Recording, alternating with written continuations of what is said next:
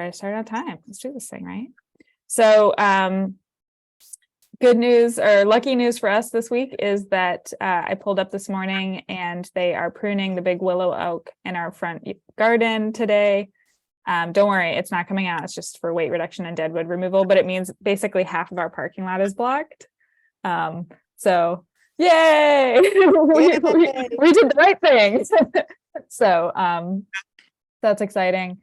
And today we're going to be doing lawns in the first half and we're going to be doing compost in the second half. I'll be doing lawns and we'll do a little bit of Flora. I'm going to say we're going to do our absolute best, and it's a good crew and it seemed like they were doing a good job, but I'll go and check on the moss garden as soon as we're done. I will honor the moss garden even if they don't want to honor the moss garden. So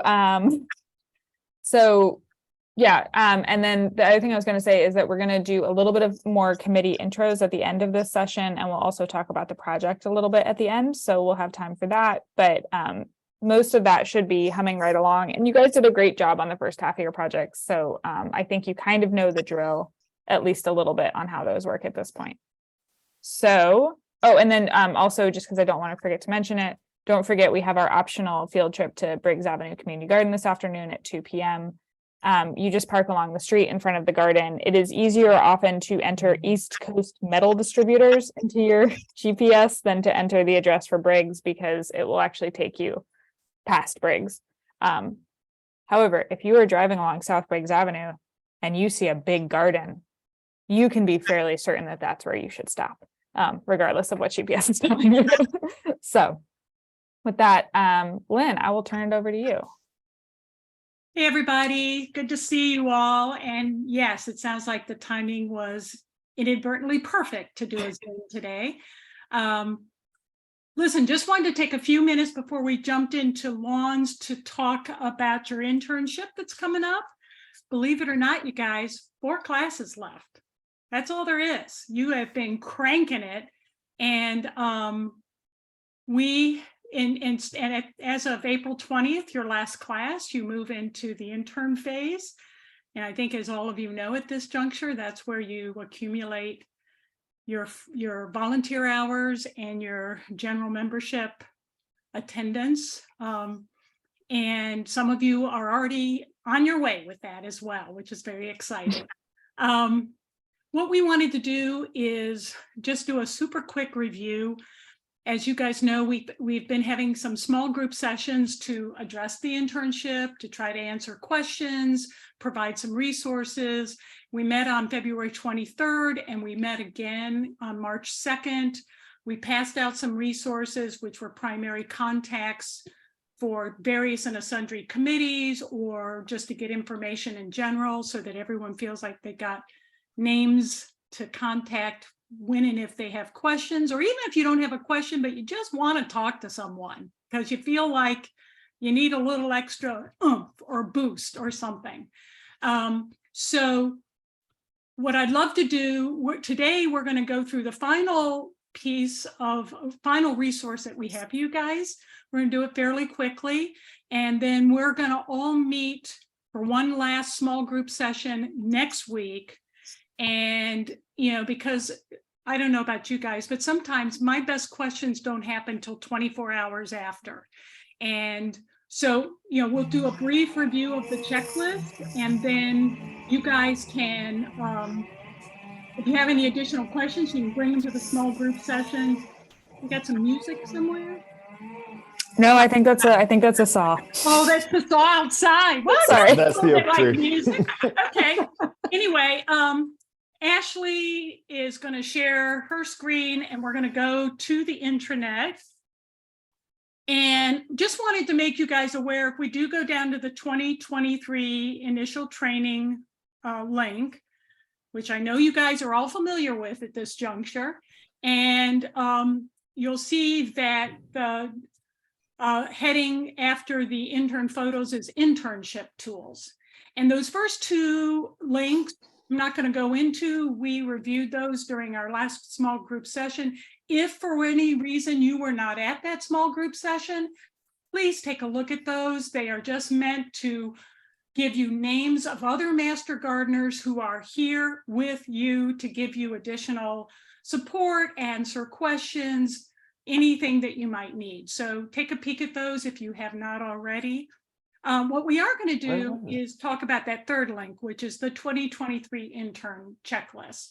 So go ahead and click on that. So we put this together as a way to just have an overview checklist for you of the things that you want to make sure you focus on.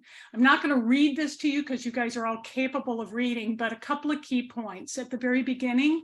We do emphasize, and I know we've talked about it in the small group session, but this year, while you're getting certified, is the perfect time to explore. It's the time for you to try different things, even if it's something that you're like, yeah, I'm not sure I'd do it. Just give it a go and see, because you can't ever tell. You might meet a master gardener that super inspires you and you decide that it is your cup of tea. You might go, yeah, that was cool. No, I'm not going to do any more of it. All of that's good, but try to mix up what you do just so that you can at least get a feel for all the different possibilities. And we've talked about some of those public events. There's Speakers Bureau, there's writing for the blog or for the newsletter. There's all kinds of, there's doing the office stuff. There's Briggs. There's a number of different avenues and ways you can go. So just that's a point there. And then the other big point at the beginning that I wanted to make sure everyone's focused on is you are in charge of your internship. Therefore, you're going to know when you hit those 40 hours. By golly, we all are checking them regularly, right? So you'll know, and you'll also know when you've attended 2 general membership meetings. Some of you may already have achieved that. You will know those 2 things. And when you do, you just reach out to Ashley via email and say, hey, I've done it. I'm good. And she'll check you out and boom, you will get certified. It is that fun and easy. So that's just something to recognize, that no one's gonna, I mean, we'll do a little bit of in the background music just to make sure that people are not doing too much floundering, but basically you'll be the owner of that and you'll get in touch with Ashley when you're ready to go. The rest of that page is just sort of some of the things that you already have been doing in the small group sessions to get ready for your internship. Again, I'm not going to read through that. At the very bottom is just a reminder that by summer, late summer, you should have at least 20 hours. That should be in the back of your head. And I would say, it says here August, I would even push that maybe a little more, because the opportunities for volunteer stuff does slow down during the holidays. Makes sense, November, December. So just gauge yourself and recognize you've got this big period of time, but you want to just kind of be at a certain point. So if we go to the second page, this is just a front and back page. The checklist for the program requirements, we just went through them, the 40 hours of volunteer service, 2 general membership meetings. Remember, the recognition dinner counts as one of those, and the educational area hours, which you guys already have in spades for this year. The key is you must enter all of this stuff. You have to be able to put in your hours, and hopefully all of you are putting in your educational hours already. I know Rhonda sent out an email recently that sort of said, hey, if you haven't been doing it, kind of jump on it now, because it's pretty hard to catch up. So make sure that you're entering your education hours, and that's the key with the volunteer hours. Make sure you get those into the system, because that's the program requirement, not just that you do them, but that you put them in the system. So it's a twofold step there. And then the other thing we wanted to talk about is, just so you know, the internship requirements. There is a guidelines and code of conduct. Ashley, has that been discussed at all with people? Okay, so just FYI, it's a really long document, but you might want to just sort of skim through it some. I might let Ashley say a word or 2 on that, but it is a link at the bottom of the internet. It does say EMG guidelines instead of EMGV guidelines. They are one and the same. Everyone already knows you have to do an office training. Several of you have already completed that. And then in addition, we are asking you to experience office duty at least one time. It's sort of the quintessential Master Gardener space where you work with the public via email, phone, or walk-in, and it's just a good experience. We would love for everyone to participate in at least one public event. Once again, that's our connection to the community. It is a vibrant, key part of why we do what we do. And it may end up being that you love public events and sign up for them all the time. We have several Master Gardeners for which that's the case. Or it might be that it's not your cup of tea. That's okay. Give it a go. And then be familiar with the function of Master Garden committees. We've been kind of covering that. Ashley said there'd be a couple more committee discussions today. We sent you that one of those links is that is on the internship tools are a list of all committees and volunteer opportunities and the person to contact if you have additional questions. So that information is already provided. And then finally, be aware of the training opportunities. Even though you've already got met your requirement for this year, you might be a learner kind of person and you could continue to do that, or next year you will have to accumulate 10 hours. So those can be found usually on the homepage of either the Durham and or the state pages tend to talk about it, the various different opportunities. Plus we have the Durham Garden Forum that some of you may belong to. That is a cost to join, although it's really minimal if my memory serves me right.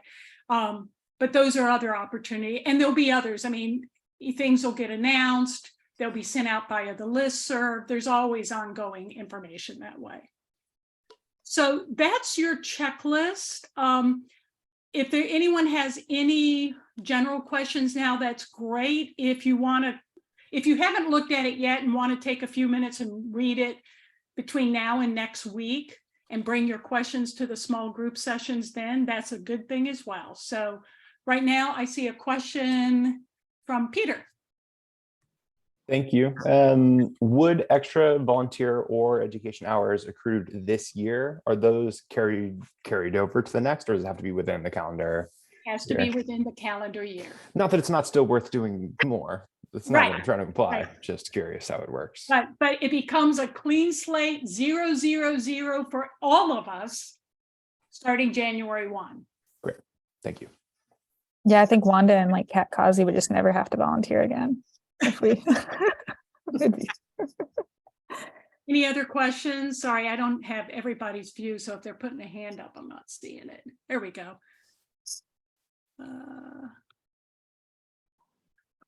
Looks like we're good to go right now. I'm going to turn it back over to you, Ashley, unless, Ashley, you want to make any comments about the guidelines, because I know that when someone's going to look at that and they're going to go, ah. Yeah, and so that's maybe the point, is that so we have our guidelines, and I'll show this to you at the end when we have a little bit of extra time. We have our guidelines, and then there's like state guidelines, and then there's a county addendum. When you first signed on to the internet, you actually kind of agreed to like an MOU that was like, I think the major take homes are you can't use the Master Gardener name commercially. So like if you own a business or if you do something like that, you can't really advertise yourself as a Master Gardener. It's really a title for when you act as a volunteer, and that you'll share only research-based information. But the guidelines are a massive document. They're a big thing. They're not, you should all go read them very carefully and study them very carefully, or you could skim them or read the parts you thought were interesting, or you could know where they are at a bare minimum and actually read your MOU each year when you re-sign it, because every year when you recertify, you will be prompted to look at those kind of high-level guidelines again. If you have any questions, let's let me know, and I can show you where they are on the internet toward the end. But they're actually a pretty helpful document, and they have a lot of kind of interesting background information at the beginning. So if you just want to know more about the Master Gardeners, and especially kind of the statewide Master Gardener program, it's really helpful that way to kind of understand like where we sit within NC State and within a statewide program. All right, you guys good? We'll talk about it more next week. Cool. So Lynn, if it's okay with you, I'm going to transition into everyone's favorite topic, lawns. Great question, Peter. I don't know if every state does, but I think the vast majority of states do. But the Master Gardener programs are structured very differently in different states, and can have kind of really, they can be very different, but like that Master Gardener name is basically everywhere. And the program was actually created in Tacoma in Washington State just over 40 years ago. And so we in North Carolina are very, very, very fortunate in that we have like a very supported form of Master Gardeners. In other places, sometimes it's a little bit more like you're trained and then you're kind of turned out as volunteers, which is cool, but you don't receive the ongoing relationship and kind of ongoing commitment from the university. Master Gardeners are international. We are also in Canada, England, and I believe South Korea. So to me, it strikes me as neighbors or places with probably military bases. And so I am wondering why we're not like in Germany too, but you know, whatever. So, okay, cool. So let me pull up lawns real quick. And what I will say about lawns is that this is a topic that is, let me get myself situated. I like to think of lawns as a gateway drug. Does that look like slides to you guys? Yeah? Okay, cool. So I like to think of lawns as a gateway drug. This is not all of our favorite topics. I recognize that, but for a lot of us, we are interested in lawns, and for a lot of our clients, they come in and they have questions about their lawns, and this is really what they want to talk about first. And it's a really, really good place to have a conversation about like, what are someone's goals for their garden? What are someone's goals for their space? And to kind of like gently pull them down the rabbit hole of like, have you considered using less fertilizer? Have you considered thinking about how you manage your own water? Have you considered, have you considered your environmental inputs? And so it's kind of a really gentle place to start having conversations with a lot of members of the public, because very frankly, lawn is often seen as a default.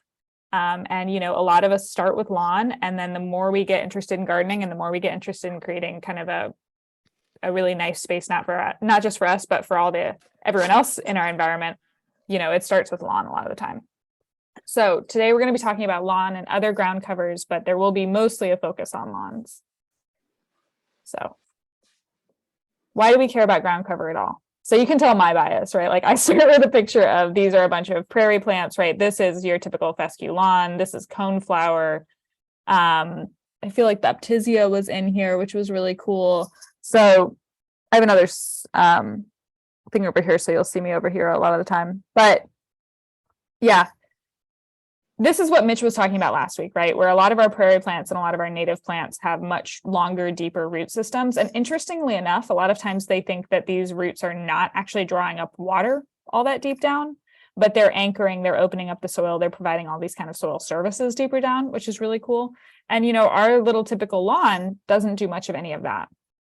So in a perfect world, ground cover increases water infiltration and moisture retention. So it's really good for soil. And even turf does that. Turf does that to some degree, right? Turf is better than bare soil in terms of supporting soil health. It prevents and reduces erosion, which slows runoff, right? So these are really those kind of water care issues that we're concerned about, and we learned a lot about last week. Helps with weed control. So one of the things weeds typically always want to germinate is clear view of the sun. And so if you have your ground covers planted so densely that there's not much sun getting through to the ground, it actually really helps suppress weeds. Ground covers serve as the lowest layer in landscape design. A lot of times we don't think about this, right? But when you plan a really beautiful landscape, you want that ground, middle, and higher level. You want all of those different levels playing together and kind of working with each other. And not only is that beautiful, but that's also actually what a lot of our birds and what a lot of our other wildlife really need to feel protected and feel safe in a space, is to kind of have, I can bop around on the lawn and that feels comfortable, and I can fly into that tree when it doesn't feel comfortable anymore. They want all of those layers. And that's really about providing wildlife habitat, right? So ground cover is nice because it provides a safe space and food and all of that stuff for a lot of our smaller animals. But also when we think about our insects and other invertebrates, right, they hang out in the ground cover. That's really where they want to be. And for a lot of critters, they need either specific types of ground cover or they need specific types of spaces to complete their entire life cycle. So ground cover actually is a really important, crucial part of kind of a healthy landscape. Unfortunately, this is the major ground cover, right? And so there are 40 million acres of turf grass in North America, right? This is one of our largest crops when you think about it. Some of the things that it can have impacts on are, we often think about the health of the turf itself. Our question, why is it brown, right? Like that's the typical question when you look at it, a lawn. Why is it brown? Why is it sparse? Why are there weeds? But how we treat our turf can have real impacts on the health of our families, the health of our pets, and ultimately the health of the environment, right? The desire to keep turf green and lush and thick means a lot of irrigation. It can mean a lot of fertilization. It can mean a lot of chemicals. And so a lot of times, and I use that word chemicals, excess chemicals. A lot of times when we think about problems with our local waterways, we think about runoff from farms, but actually the number one source for a lot of those fertilizer and chemical runoffs are from home landscapes that are improperly maintained. So we are a real central point where you can have a really strong environmental impact just on your own property. And turf has a huge amount of cost in terms of dollars and effort as well, right? Installation and maintenance, fertilizers, herbicides, pesticides, water, your just constant work to keep it looking nice, right? Turf can be a lot, right? And we'll talk about why that is, but we all know it can be a lot. Some of the benefits of turf, though, it can help slow stormwater runoff, right? Compared to bare soil, grass actually does a good job, right? It might not do as well as some of our deeper rooted plants, but it's not nothing, right? Like the world is not black and white, and turf is a great example of gray. It helps filter pollutants, reduces nitrogen leaching when fertilizers are applied properly, helps reduce erosion, protects groundwater, and also produces oxygen and does some basic air filtering, some pollution mitigation, right? So a healthy, dense stand of lawn actually does some good. The problem here in North Carolina is that it's pretty hard to maintain that as you would want to get all of these benefits. And it's really our mismanaged lawns that cause the biggest problems. So grass clippings and gutters can be washed into storm drains, taking excess nitrogen and organic matter into streams, right? Remember last week from Mitch Woodward, where we always think about pollutants as being like chemicals or whatever, but sediment is actually a huge pollutant in North Carolina, right? That sort of nitrogen coming from grass clippings, that can be a huge pollutant in North Carolina. Overuse of fertilizers and pesticides wastes money, which is also just not great. And then the excess is washed by stormwater into waterways, and over irrigation does the same thing, right? Where that's actually, it's kind of a 1-2 punch, right? Where you're applying all these excess nutrients. The excess nutrients are getting carried by the excess water, right? And all of that is rushing into stormwater systems. And a lot of our stormwater systems are just not set up to handle this because this water is going directly into our bodies of water. Some of the negative impacts you can see from this: harmful algal blooms, fish kill, muck deposits, contaminated water, diminished water bodies in general. Remember, we talked a little bit about, for example, with phosphorus, about how you don't apply phosphorus unless your soil test report says that you need phosphorus. And that's because we have a lot of what we call legacy phosphorus in our soil already. So this is phosphorus that was put down typically as part of tobacco farming over the last couple hundred years. And it's still in our soil, and that's what can run off, right? And so if we have soil that has a lot of phosphorus, but then we're trying to grow a lawn and we think, oh, I'll fertilize, I'll add more phosphorus, and we don't test first and we don't confirm that we need that, that's where you can lead to these excess nutrients. And it's the algal blooms and the fish kills that get a lot of press, but all of these are kind of chronic problems in waterways from excess nutrients. So with that being said, it's clear that what we kind of need to do is we need to actually be really thoughtful about how we do lawn, and we need to be thoughtful about how we care for it, and thoughtful about why we do it. So we're going to cover today a little bit on selection, installation, maintenance, everybody's favorite, integrated pest management, and then lawn alternatives.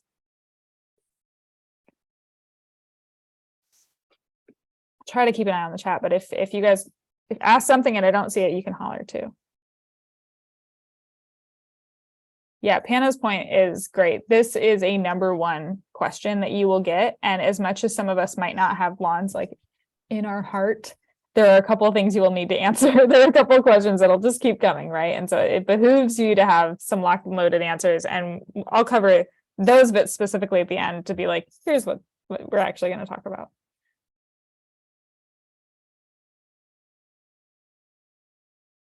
So what grass can and can't do. Grass can be really, really good for recreational areas, right? It's really nice.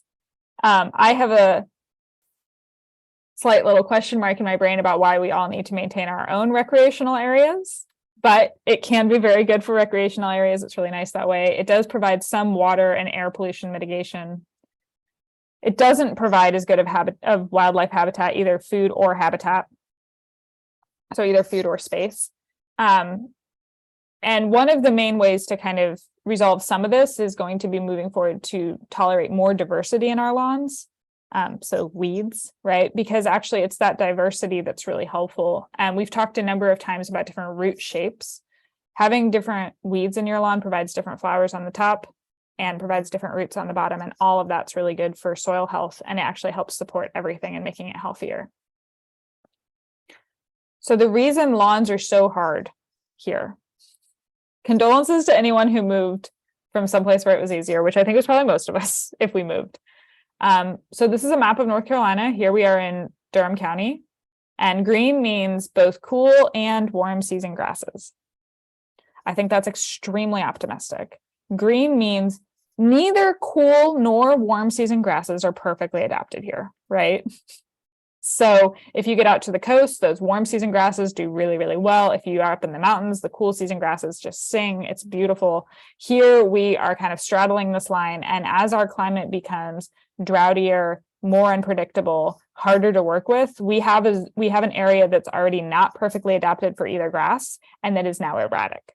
So grass is really, really hard here. A lot of times when you read grass literature, which I'm sure you guys all do, just, beach reads, they'll talk a lot about how a dense stand of turf prevents basically all your problems.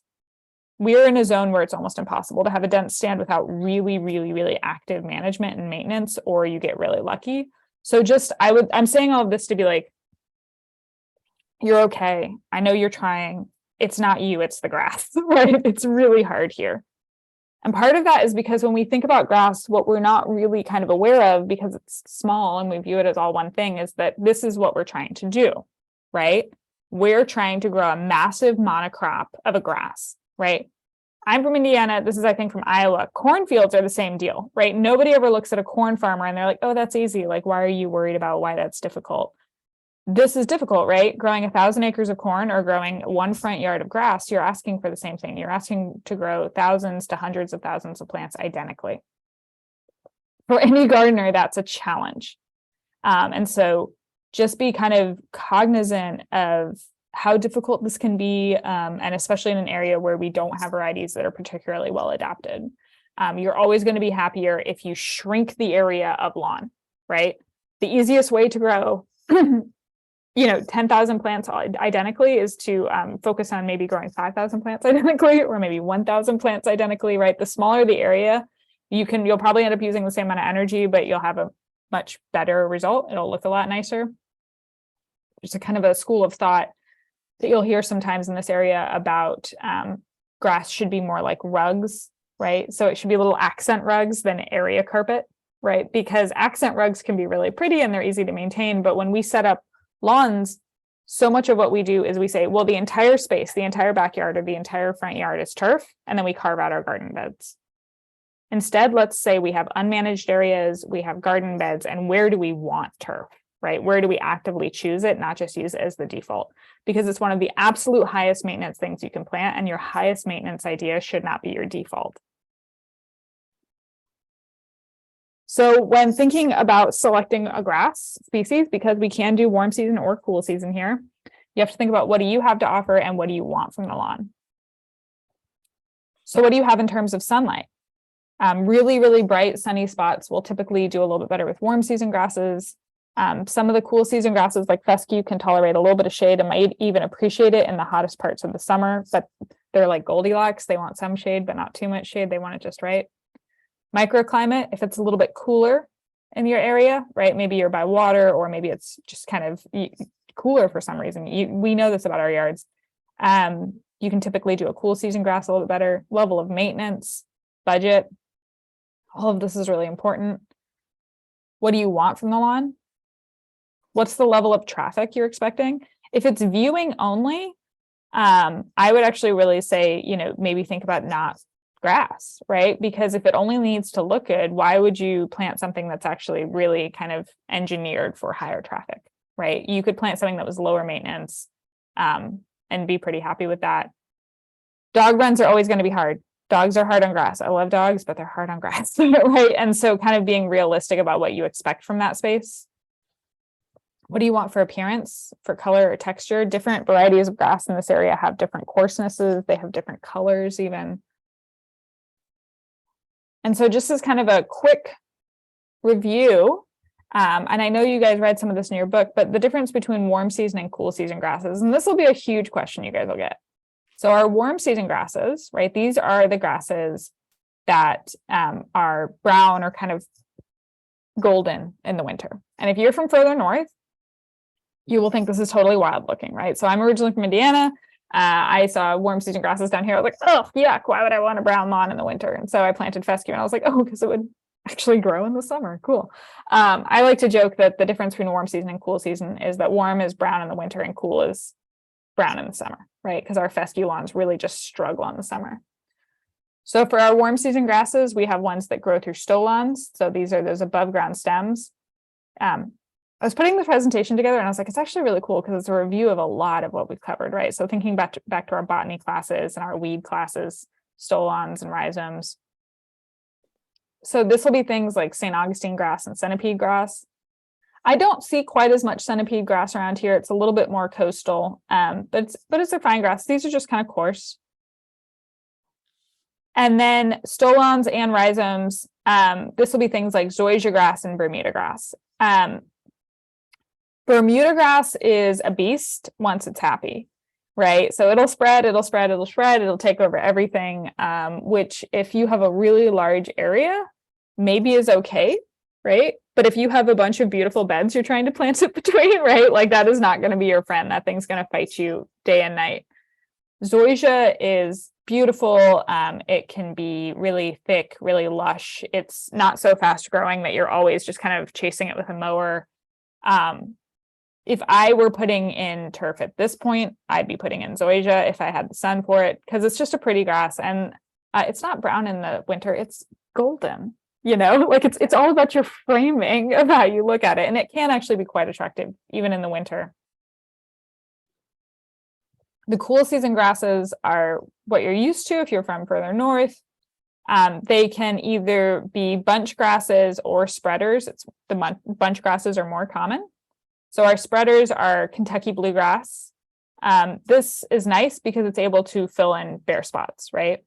In contrast with tall fescue and fine fescue, which are both bunch grasses, meaning that wherever that little seed lands or wherever that little sod is put, it's not spreading out from there, right? Like it's going to stay where it is and it's going to do that. And so typically with the cool season grasses, you're going to be much, much, much happier if you go with a mix or a blend, right? Because fine fescue will tolerate a little bit more shade. Tall fescue is a good, healthy grower if it's happy. Kentucky bluegrass can fill in bare spots, right? And so all of those kind of working together can give you a mix that's actually somewhat viable. The thing that I will kind of harp on again and again and again is that tall fescue is a pasture grass, okay? They grow it out in the pasture to feed cows and horses. It's a pasture grass. And why do I say that and why is that important? It wants to be tall, right? Like it's called tall fescue. And so what happens a lot of the time is that zoysia likes to be mowed a little bit shorter, whereas tall fescue likes to be mowed 2.5 to 3 inches high.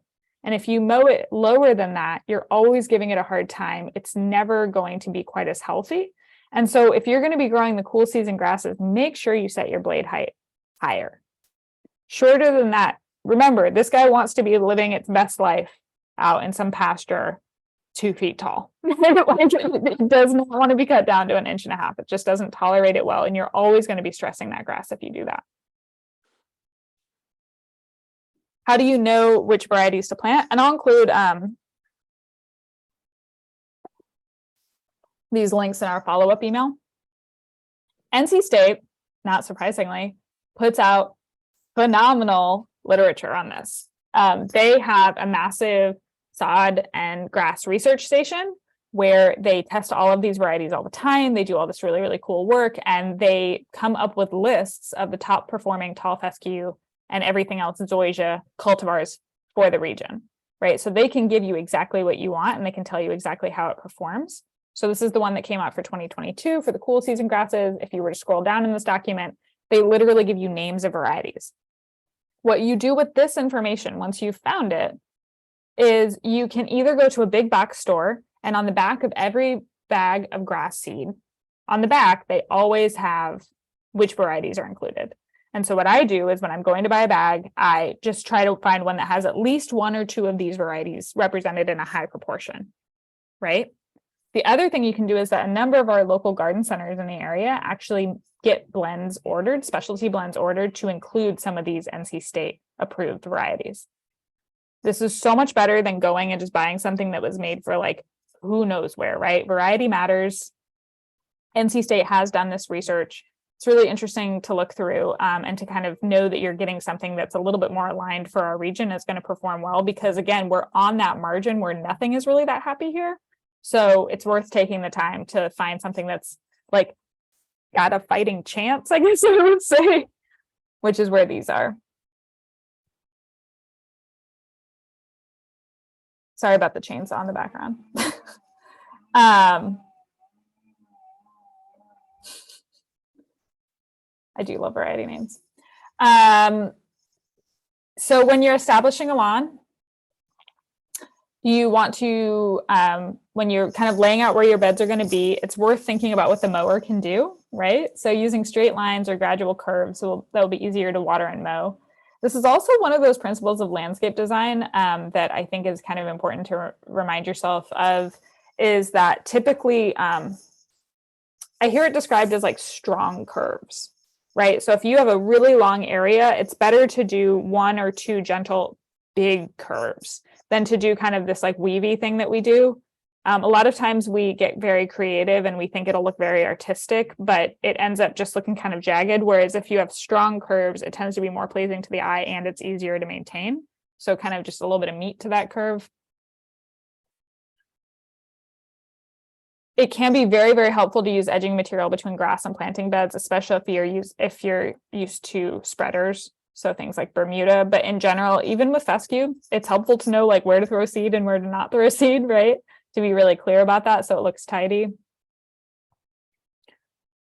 And always consider what you could be doing instead of grass, right? Don't view grass as your default. So installing hardscape for high traffic areas, even the healthiest grasses can have a hard time being walked on all the time. Plant ground covers or place mulch under trees. So something that's good to be aware of, right, is that when we think about a tree is like a wine glass on a dinner plate is my favorite description. So that tree on the top, we think of it as being so big, but its roots actually go out so much further than even the canopy and the drip line. And most of the trees really nutrient absorbing roots are in the top couple of inches, exactly where your grass roots are going to be. And so there has been research done showing that trees are typically much happier mulched than even with grass around their base, because they get all of the access to those nutrients. And also, most grass doesn't like to grow in shade, so you're kind of setting yourself up for failure. So mulching can often be a lot better under trees. And mulches, ground covers, and shrubs often do better in heavy shade. There is no grass that grows in shade. Grass is like a vegetable. Treat it like a vegetable, right? 6, 8+ hours of sun. It's greedy that way. When you're installing, depending on the type of grass you are selecting, it can be seed, plugs, or sod. So seed is very, very typical for fescue, as is sod, whereas plugs and sod are more typical for the warm season grasses. Many of the warm season grasses do not grow well from seed, if you can even buy seed. Soil prep is absolutely essential. Do your soil test, make sure you're getting it right, make sure you're getting everything leveled out. We tried to install our own sod one time, and I thought we were doing a really, really good job. And we had a neighbor a couple houses down who was a landscaper who like took pity on us. Like we thought we were doing a great job, and he kind of wandered over and he's like, "Do you want help?" And I was like, "I think we're okay." He's like, "Let me help you." So there's definitely an art to this, to getting it all smooth, to getting it compacted just the tiniest bit right, to laying it, and then to getting good coverage. It can be quite expensive, but if you get the chance, sod is expensive. And I would probably have someone professionally install it, just because if I pay that much on the materials, sometimes I don't want to just ruin the materials, you know? So typically I would be going from seed myself, or if it's an option, thinking about professional installation for sod. Don't use any herbicides until you've mowed at least 3 times. This is to give those roots a really good chance to get established. And make sure you have proper irrigation. Whether they're baby grass plants from seed or whether they are sod, which is when they've just been completely torn off their roots, all of these plants are delicate for a while. When we're talking about irrigation, we're talking about, oftentimes thinking about some of these automated systems, they're a little bit easier to keep track of, but you can certainly do this with kind of the back and forth typical affair. You do want to be irrigating in the early morning. By early morning, I mean 4 or 5 a.m., right? And that's one of the benefits to these these automated systems, is that the goal is to let the water sit on the grass, soak into the soil, but not sit on the blade for a long time and let it just kind of be a breeding ground for disease issues. You want to water infrequently but deeply to encourage deep root growth. And just remember how much of an impact this can be, right? So 1 inch of water per week is equivalent to 640 gallons for 1,000 square feet, right? This can be a lot of water. And so just being really aware of that. One of the nice things about some of the automated systems is that you can get these rain sensor overrides, where if there's rain at all, the automated system won't run. And so that helps you conserve water, but just be really aware of the fact that like grass is a commitment to a very, very resource intensive form of gardening.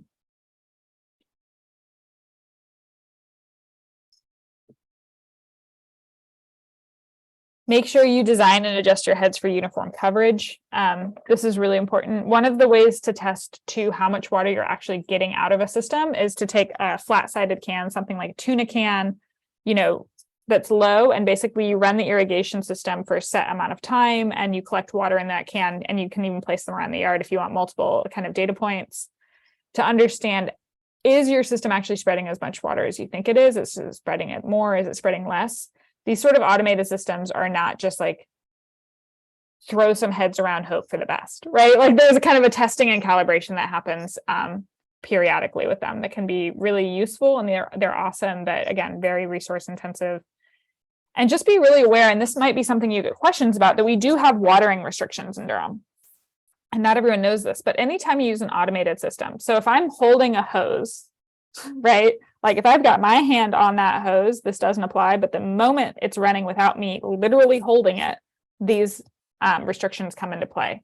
And so in Durham, an automated system can run before 10 a.m. or after 6 p.m. So you actually can't run an automated system during the middle of the day. And for odd numbered addresses, you can run that system Tuesday, Thursday, and Saturday. And for even addresses, it's Wednesday, Friday, and Sunday. So for example, my old address was 207. I would have been running on Tuesday, Thursday, Saturday. My new address is 1204, right? So 4 being odd or even. I can run that Wednesday, Friday, Sunday. Nobody runs on Monday. Okay. So if you're setting up your systems, this is how it's supposed to work if it's coming off of city or county water.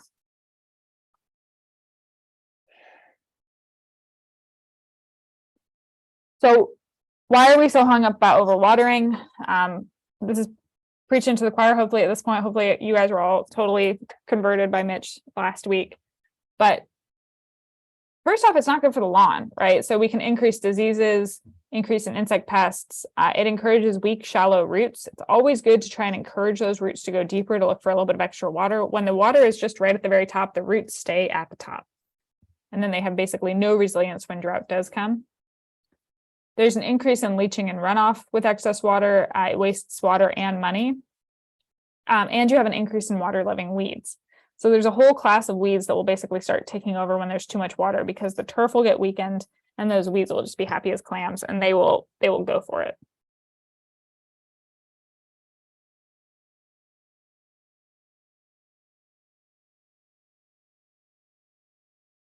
So that's watering. Mowing is also really important. We touched on this briefly a little bit, but shorter mowing heights equal shallower roots, right? So imagine that however tall that plant is on the top, it's going to be at least about that on the bottom, down below, right? So if you mow that thing shorter and shorter and shorter, the roots actually get shorter too. So it's good to kind of be pushing to keep the grass as long as you can.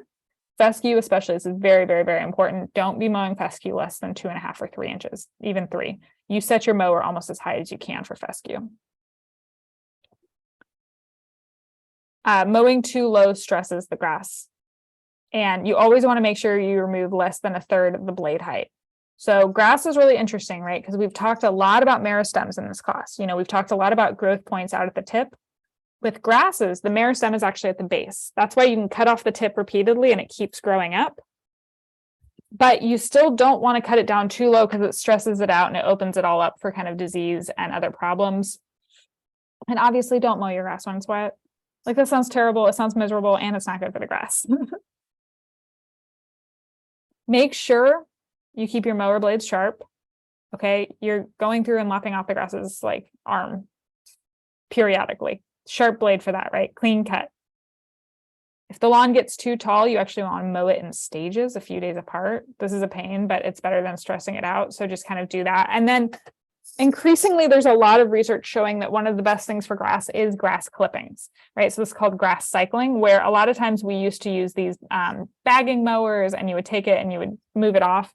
The only time I would do that now is if I was looking for mulch for something, right? So if I wanted some of those green grass clippings as mulch for maybe my veggie beds, because green grass, this is hard to say, green grass clippings, especially if you haven't applied any herbicides, can be really excellent fertilizer for veggie beds and mulch, well, mulch more than fertilizer for veggie beds, because they're really unique in that even when grass is green and it hasn't aged or anything else like that, it has a really good carbon nitrogen ratio. And so it can be used as kind of a green mulch.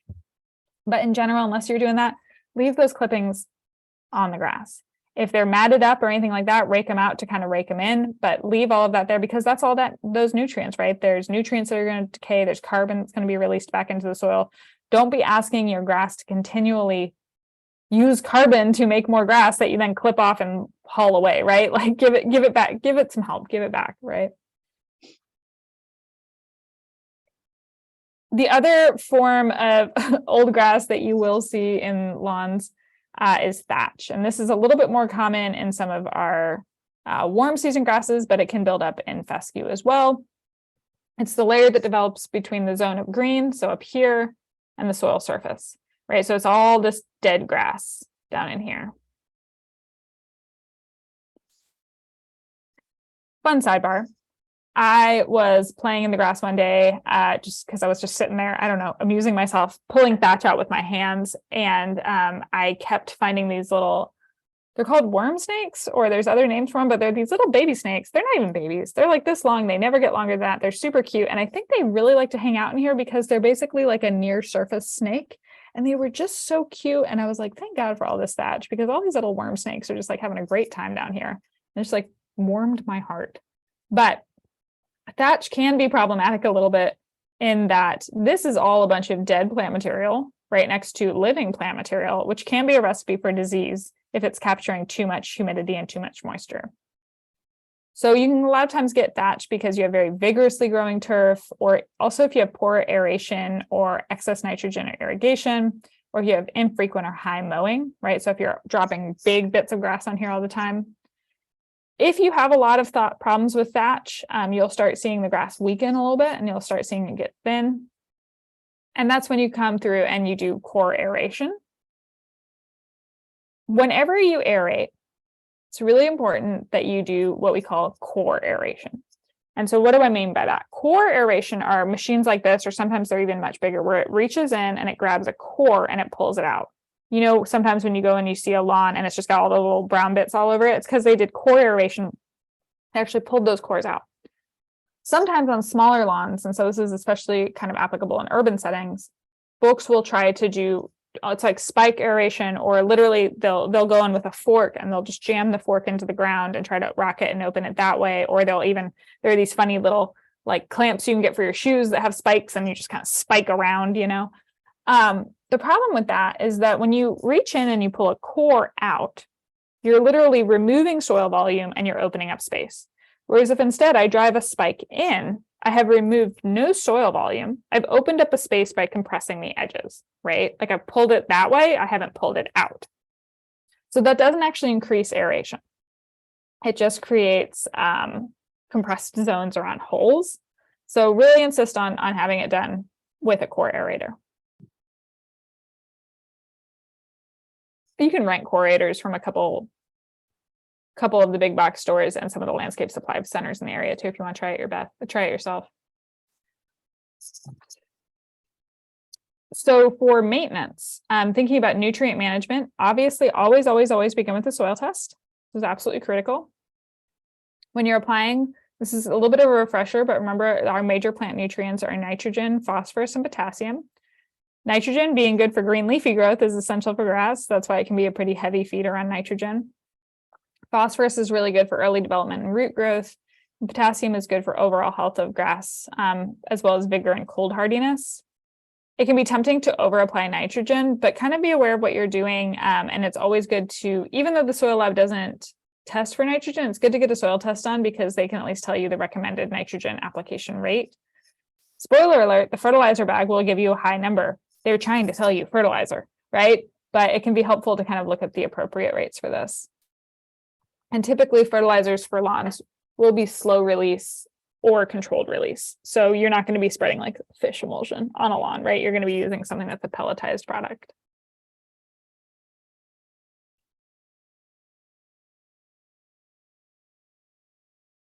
Typically you can tell if there's a thatch problem. Just going back to one of the earlier questions, you will start seeing die out. You'll start seeing weakening in the grass. And especially if you have a warm season grass, you can go through and kind of start looking at the thatch. You kind of don't want it more than like 1/2 inch, 3/4 of an inch, maybe an inch at most. And just go through and poke around. But if I were not seeing weakening of the stand of grass, I would not worry about it because the snakes. When you're applying fertilizer, remember, the lab will give you pounds per 1,000 square feet. Do measure your measure so that you know you're applying the right rate. If you're using a smaller or even handheld spreader, this is really helpful because you can basically measure the space and then come up with the appropriate amount of fertilizer you're supposed to spread over that area. And I would say watch your spreader very carefully to monitor the rate. Right. And so it's kind of one of the ways to calibrate, like, oh, I'm halfway through the lawn and I've used 1/4 of what I'm supposed to use, or I've used 3/4 of what I'm supposed to use. You know, I need to speed up or slow down. I need to kind of recalibrate how I'm moving. A lot of times it's recommended also to apply fertilizer in 2 directions. If you have a larger space and you're, God bless any of you who are using this, like invite me over. I would love to have a lawn party. But for us using smaller spreaders, you want to go maybe left to right, up and down, right, to make sure you get an even spread and you don't have bare spots in where your spreader was.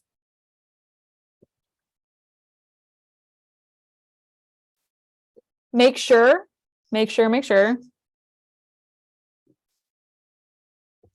like all things in fertilizer, only fertilize at the correct time because over-fertilization causes trouble.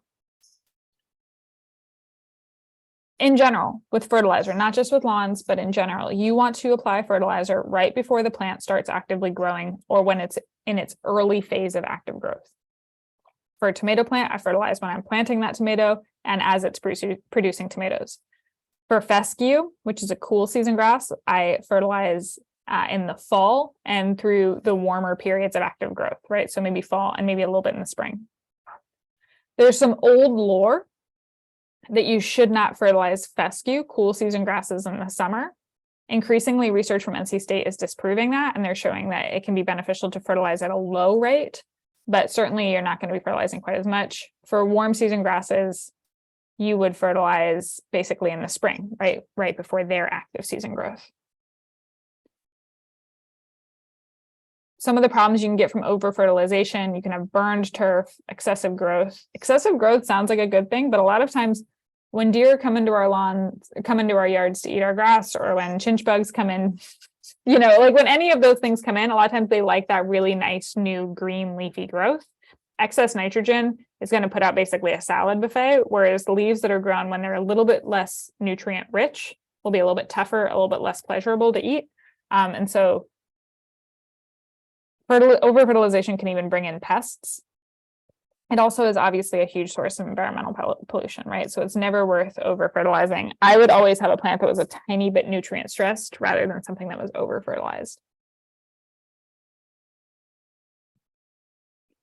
And really, when we think about pests in general, and we think about keeping healthy grass, what we're really thinking about is integrated pest management again, right? So this is a great picture Charlotte took. It's a little bit grainy, but it's a perfect example. This is a question you will get. Why is my grass not growing? To me, there's a huge red flag, right, already here. I'm wondering if I can tempt anyone in the chat, but the huge red flag is this tree, right? Grass wants full sun. So you're trying to grow grass in an area that's not going to grow grass, right? And that's hard, right? And so this goes back to this idea of some of the IPM steps and understanding how do you, monitor and scout the situation, right? And also be aware of what you can and can't do. So when we go through IPM, we always want to monitor and scout, so stay on top of our problems, properly identify whatever the problem is, assess the situation, implement a strategy, and then evaluate our success. And super importantly, when we're assessing the situation, set reasonable thresholds. Set reasonable thresholds. You are not probably a golf course manager, okay? You're someone who's trying to have a greenish patch that looks attractive, okay? And set your thresholds accordingly. A little bit of weed, a little bit of all of those problems can actually be completely fine, and it's much better than the alternative of applying a chemical intervention you don't need or that could have off-target environmental effects. Some of those common problems we'll run into with lawn will be things like inappropriate turf grass species, right? So someone picked a warm season grass when it was way too shady and maybe fescue would have survived, or they picked fescue and they put it out in a blazing hot situation where it's a cool season grass and it's kind of not that interested. Improper care, environmental stress, herbicide damage, pest damage. This is an example of, you can see kind of these slight color changes in this. Sometimes when you start seeing footprints in grass, it's because it hasn't received quite enough water. It can be a little water stressed. But in general, there are just, unfortunately, more ways to fail than to succeed with turf. It is hard, but, I think that the best predictor of whether someone will be successful with turf or not is their flexibility, maybe more than their exacting attention to detail and desire to grow, 10,000 plants identically. I think that's actually going to be hard. Whereas if they're flexible and willing to roll with the punches, you can have a grassy space that looks nice. One of the major things you can do to improve your chances with grass is adding organic matter, right? What is the mantra of our soils? Add organic matter. Do a soil test, add organic matter. So for new lawns, working 2 inches of compost into the top 6 inches of soil is very helpful right before you plant. When you have bare spots in established lawns, digging 2 inches deep, mixing in compost, and then seeding, right? So getting your compost in there one way or another.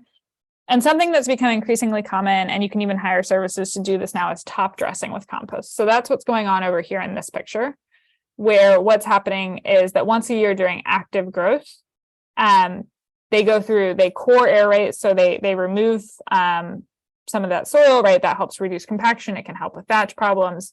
You add a 1/4 inch of compost and then you rake it out, right? So, and it'll look a little bit screwy. It'll look like this for a little bit until it gets rained in and moved in. But again, all that compost is going to move down into the soil profile and is going to improve overall plant health. And it's going to help with,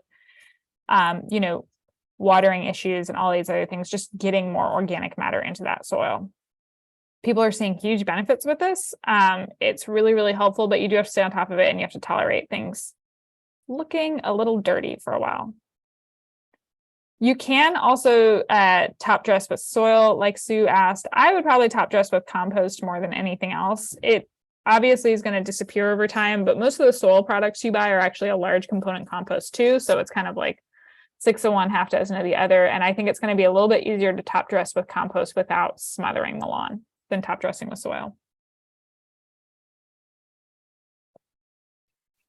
The healthiest lawns can help prevent weeds, right, by choking out that sunlight, but weeds are often okay. So one of the great examples I think in your book was, right, dandelions are really cool because they actually have a deep taproot, you know, and that deep taproot is opening up the soil profile in a different way than most grass roots are. So thinking about some of that diversity of roots, and also when plants flower, some of our early season flowers, I heard someone one time refer to weeds as lawn wildflowers, which I thought was a wonderful rebranding. Right, but some of these early season flowers help provide nectar and other resources for some of our early season pollinators and insects, which is really great. You can top dress. Basically all soils or all grasses. You just want to do it when they're actively growing, right? So for fescue, that might be September. For zoysia and Bermuda, it would be in the warmer season, so more toward the summer or late spring. Essential. If you're going to use any sort of chemical intervention, or just because you're a gardener and you want to know, you have to correctly identify your weeds. So grasses versus broadleafs, annuals, biennials, perennials, warm season, cool season, all of this kind of stuff you need. I will send you a link to turf files, which is a really, really, really excellent set of NC State resources where they have IDs on all the weeds. They're really, really helpful, really good to know. But remember, you can't treat anything chemically, especially until you know what it is, right? How can you know that you're on label if you don't even know what it is? Weeds are easier to manage when they're young and actively growing, so just be aware of that. It is so much harder to take out a weed that is like old and mature and setting seed, not to mention it already set seed, right? So like it's good to get these guys when they're young. Shout out to the plant toolbox. There is a weed identification section of the plant toolbox as well. So if you go up here to the find a plant option, click that, you'll get all of this kind of, setup that you're seeing. Plant type up here at the top. You would pull up this and you can see we have this weed option here. You can actually click weed and just look through the weeds. Durham actually submitted a lot of the weed pictures and weed write-ups. We were helping with that during the pandemic, so that's fun. Also, just because it's useful for later, there's also a ground cover option, right? So if you're like, to hell with all this grass, there's 276 ground covers you can look through. Those are also really interesting. Remember, you can sort them. All of these things you can sort by additional whole plant traits to help you narrow down the list, right? So if you were to select weed, and then if you were to come over here and do things like light or soil texture or anything else like that, right? You can go through and really zoom in on the additional ground covers you want or what your weeds might be.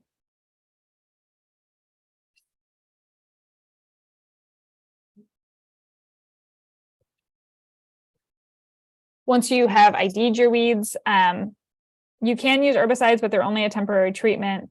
You want to focus instead on prevention. One herbicide I think can be useful is the kind of careful use of pre-emergence. So things like crabgrass and a number of our other weeds are really controlled. Our annual weeds are controlled well with pre-emergence applied at the right time. The really difficult thing is that you cannot reseed for weeks to months. So if you are trying to control winter annual weeds in a fescue lawn, in a cool season lawn, fescue is typically overseeded in September. You would use a pre-emergent for winter annual weeds in September. Can't do that together, right? Can't do that because that pre-emergent prevents all seed germination. So just be thoughtful about that. Typically, it's a really normal schedule for a fescue lawn to aerate and overseed in September, and then to use a pre-emergent for summer annual weeds and to apply that. This year it would have been a couple weeks ago. So sorry if you missed it. Post-emergence, those are the ones you use on actively growing weeds, weeds that are already up, they've already emerged. Typically, I like to try and catch things with a pre-emergent. With a post-emergent, I don't use that as much. There are products that can kill broadleaf weeds and grass. This is a question you'll get. There are not herbicides that control grass in grass. So there is not a good herbicide to control crabgrass once it's already up in fescue, or Poa annua, which is another one in fescue. That's not a thing. The way herbicides typically work is they control broadleaf in grass, or they control grass in broadleaf. Grass in grass, very hard. There are not good chemical controls for that beyond pre-emergence. So stopping them from even coming up. If you have compaction problems, you might want to be aerating annually. But if you think you're okay, don't worry about it. But like, I know that with our clay soils, if I were a rich woman with a staff, we would be aerating every year, as it is me and my husband, and we have to fight that aerator into the back of our truck. We aerate when we can.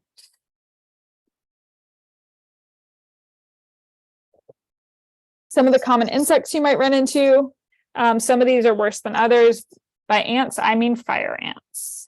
Fire ants are a problem especially in lawns that are mowed too short. Some of these other guys can be mild annoyances to big annoyances. Mole crickets, I just think are wild. I just like mole crickets. Look at them. He looks like a mole cricket. If you are interested in this is another one on the Turf Files website that's really cool, where they have a key to turfgrass insect damage, and it's like a little Google form, and you go through and you fill it out and you answer kind of these like dichotomous key questions. First question being, are there mounds present?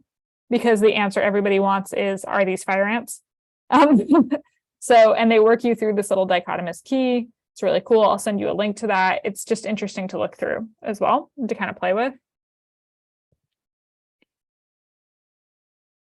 Most of these things I would say are indicative of, as long as they're not causing massive problems, having a healthy, diverse lawn is fine. Having some grubs in there, having some bees in there, having all of that in there is okay, right? You know, it's all about being reasonable. And if I have a lot of white clover and it's attracting honeybees, you could mow the flowers off, or you could just not walk through the clovery areas when they're actively foraging, right? Sometimes it's about compromising with all the little critters around you. Understand if you have a bee allergy, it's different. But for a lot of us, you know, compromise is good. Some of the common diseases. One of the things I love about turf diseases is they're typically very clearly named. So there's large patch. It's a large dead patch. There's brown patch. It's a dead brown patch. There's spring dead spot. That's a dead spot that comes up in the spring. You know, like whoever's naming turf diseases, gold star. Like it is not unclear, except fairy ring, not indicative of fairies. So fairy ring is what happens when typically you'll see it's mushrooms that come up in a ring. And typically what it was there was an old stump, or like there was a tree that was there that was cut down, the stump was not ground out, and now it's all these mycelial fungal roots, and every once in a while it blooms in a ring right around it. It causes no real problem. Sometimes it causes a slightly greener spot because of nitrogen, but it's not a problem. Most of these things are really hard to control once they've started, and instead are better maintained by kind of getting the lawn through the problem and then reseeding if it's a cool season grass, or sprigging or sodding if it's a warm season grass after the fact. These are just really hard once they get going. It's a good time to do a soil test to try to figure out why the grass was stressed in the first place. Okay. Chemical use review. Read the label. Follow the label. The label is the law. Except for pre-emergent, spray applications tend to do better than granulars. Pre-emergent's always a granular. Make sure you are aware of wind conditions to avoid spray to susceptible plants. Don't apply to new turf until after the third mowing. And for difficult to manage weeds, you might want to use the minimum labeled rate in succession, right? So you might want to use it and then reuse it 10 to 20 days later just to try and knock those weeds out. At that point, I'd be like, lower your standards, but you know, sometimes we want things to be perfect. Okay, these are the major questions you're going to get. Core aeration is just a couple inches deep. You're not going to hit a utility. It's like those cores are typically about like that. The chainsaw has now moved outside my window, so apologize. So client FAQs, some of the most common questions you'll get. What kind of grass do I have? It can actually be pretty hard to tell within, but the big distinction, remember, is warm season and cool season grass. If it's brown in the winter, it's likely zoysia or Bermuda. It's likely a warm season grass. If it's mostly green all year round, but maybe struggles in the summer, it's a cool season grass, and it's typically fescue or a fescue blend. Zoysia is finer in texture than Bermuda, but it doesn't super matter, right? What they're probably really asking you is it warm season or cool season? And that's kind of how you decide which maintenance schedule you're on. Again, I'll send you all this maintenance information we have a great publication called Carolina Lawns. I'll share it with you guys. Why isn't it growing well? Have you done a soil test? Is your pH right? Right? Our native soils are somewhere in the 4.5 to 5.5 range, whereas grass might want closer to a 6.5, right? So make sure you have your soil tested and you have it calibrated right. Do you have enough sun? Do you irrigate, right? Grass needs 8+ hours of sun. It can be pretty greedy about water. And do you know what the site was like before? This is a great question to ask clients. A lot of times people will come in and their house was built 10 years ago. But honestly, it was built 10 years ago and all of the topsoil was scraped off and then a bunch of trash was laid down everywhere. And then they just slapped down sod or whatever that mess was. And then they can't figure out why the grass is growing, right? So thinking through when some of that compaction might have happened and when some of that site damage might have happened can be really helpful. And knowing if they actually probably need to go through and do a lot more aeration, right? If there's a history of heavy compaction, doing a lot more aeration can be very helpful. Top dressing with compost can be very helpful. This is a picture I really like because it helps kind of demonstrate the levels of problem you can have. Flora, cover your ears. I don't actually view mouse as a problem. But so in this picture, we have grass, and then we have some weeds, and then we have moss. Moss typically grows where even the weeds won't grow, because if weeds could be there, they will often outcompete the moss. Okay, so if you have moss, it's probably quite harsh, and the moss is the one that will survive and do well because moss doesn't care. If you have conditions that are just less than ideal for grass, a lot of times you'll have a lot of weeds. There's some weeds that really like wet, there's some weeds that really like dry, but that's how that goes. And then if you have perfect conditions, you'll have grass. So if someone comes in and shows you a picture of straight moss and they're like, I want this to be turf, I'd be like, weeds can't grow there. Like, how are we going to get you to fescue, right? It's going to be soil testing. It's going to be saying, do you actually have enough light? All these kind of things. What do I do to make it better? Consider less lawn, right? That is unfortunately the first question is, do you need as much as you have right now, or can you do something else for parts of it?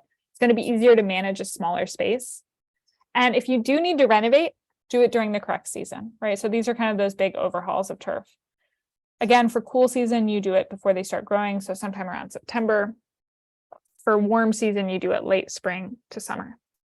You're always trying to do your big interventions just before the plants start growing, right? Because you want them to come up and be active and actively growing during that period. You're kind of trying to use their life cycle to your advantage. Okay, so the person came in, they're like, I have a shady spot. It's full of moss. I want lawn. And you, being the excellent master gardener volunteer that you are, you listened to them, you heard their feelings, you held their feelings, you talked with them. And then you said, that's all wonderful. Have you considered less lawn? And this wonderful client says, I am interested in less lawn. This is when you go into the real pitch, right? There's so many benefits to less lawn. This is a great picture from Gardener's World. I love what they've done here. Turf actually handles foot traffic pretty well. So they have a grass path, right? There's little stepping stones, but it's a grass path through all the garden. So you have this feeling of grass. You have this feeling of lawn, right? Of that sort of maintenance that some of us want. But actually a lot of it's pretty wild and beautiful instead, right? So it's being really strategic about where you place your grass.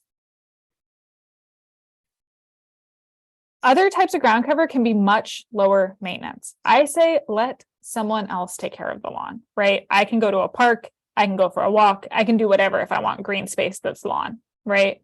Let someone else take care of it. Let Parks and Rec take care of it. I don't need to take care of it. It's too much work. It reduces maintenance in hard to access areas. So a lot of times we'll have lawns in areas that it's hard to get the mower. Maybe there's a strong slope. Maybe there's something else. You're just battling it all the time, right? Why not choose some sort of ground cover that will help stabilize that slope? So maybe a native grass, one of those big, heavy rooted plants. You can add more native plants. That's great, right? Add that diversity.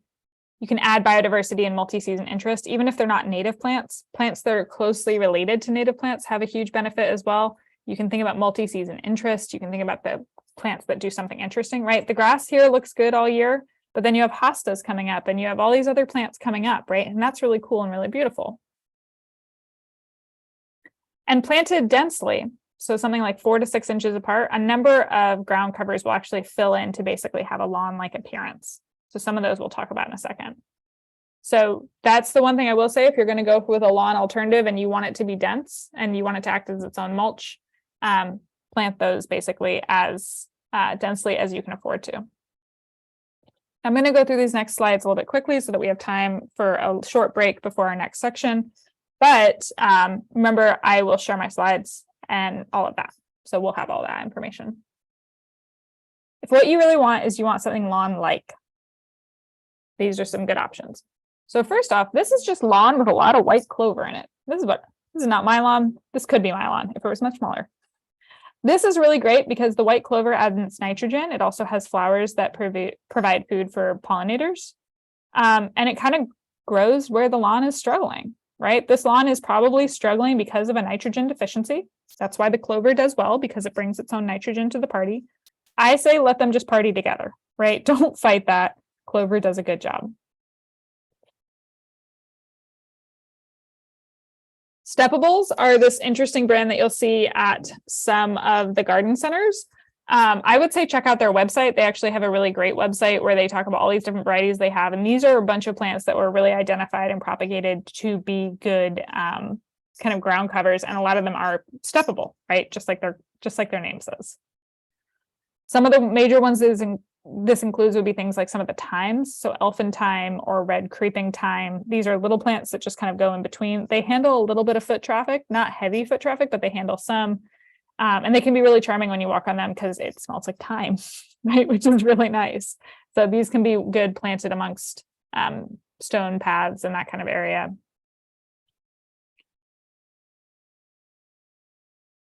Ooh, I'll talk about mosses for a minute, but you should talk to Flora if you want to talk about mosses.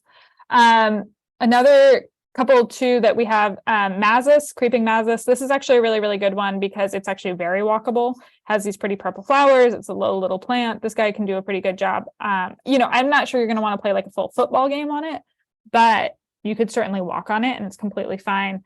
Sedum doesn't like to be walked down quite as much, but it comes in a number of different colors, different heights, different varieties, and it can provide kind of a really interesting accent.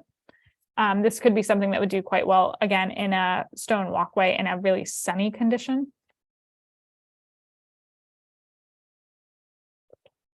Some of the native ground covers you might want to think about incorporating. So these are a little bit less walkable. I'm getting a little bit broader in my definition of ground cover for some of these. Phlox subulata. So this is creeping phlox. This is blooming right now. It comes in all these different kind of pinks and pinky blues and purples. Absolutely beautiful. It is native. It's evergreen. I think this is a great plant. I think it's pretty when it's blooming and it is completely fine when it's not blooming. It's just nice green, fine texture. Michella is evergreen to part shade. So this is partridge berry. It's evergreen and it's sun to shade, so it can handle quite a bit. It does spread pretty well, but it's not super aggressive. So it's a nice one.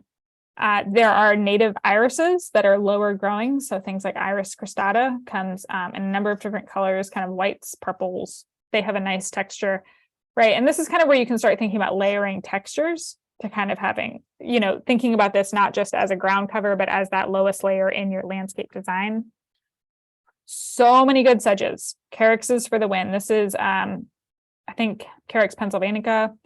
But there's a number of great ones. There are natives, there are non-natives, whatever you want from a sedge can probably do for you. They're really wonderful and they have that sort of nice grassy texture. And then finally, there's a number of really great mosses. Laura, correct me if I'm wrong, but you don't want to have heavy traffic on those mosses. No, that's correct. That's right. Yeah, and the other thing too is most of these ground covers, mosses included, you want to keep them, without too many leaves on them. You want to keep them not too terribly obstructed. So they do require some maintenance. They're not no maintenance, but they're certainly lower maintenance than grass. But it's not a high bar.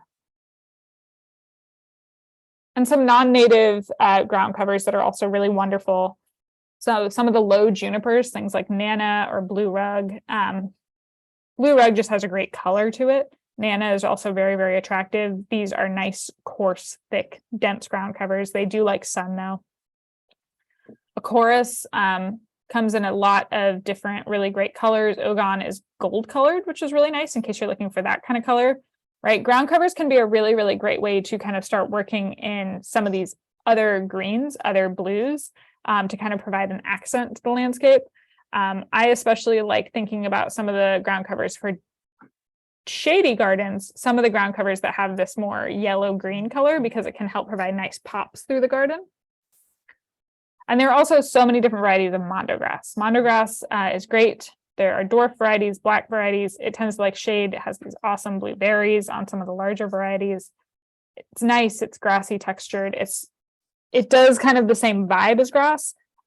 I, for example, and it wasn't mondo grass, but one of the things we did in our front yard was we took a lot of the grass out and we planted native grasses instead, right? So taller things, which was kind of my joke that it was, we still had grass in the front yard, I just didn't have to mow it. And so I think it's all in kind of thinking about what you want from your grasses and what you want from your spaces, and kind of trying to minimize the actual kind of fescue or zoysia portion to what you really want from a design perspective, not viewing it as a default. Not these. Put these down. Take them out. Don't do these, right? English ivy. We know the story. Not English ivy. There are not many plants that I would be like, just tear it out. English ivy is one of them. There's Vinca minor and Vinca major, can both be pretty problematic. This is Vinca minor. They're very pretty. I understand why they got here. I understand why people use them, but they're aggressive spreaders. Same with euonymus, especially Liriope spicata. These can be very aggressive spreaders. I would say in general in life, when you were thinking about your garden, if someone tells you that a tree is fast growing or a ground cover is fast spreading,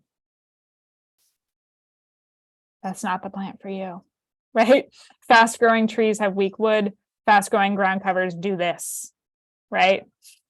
So stay away from instant solutions. They will often break your heart in the end.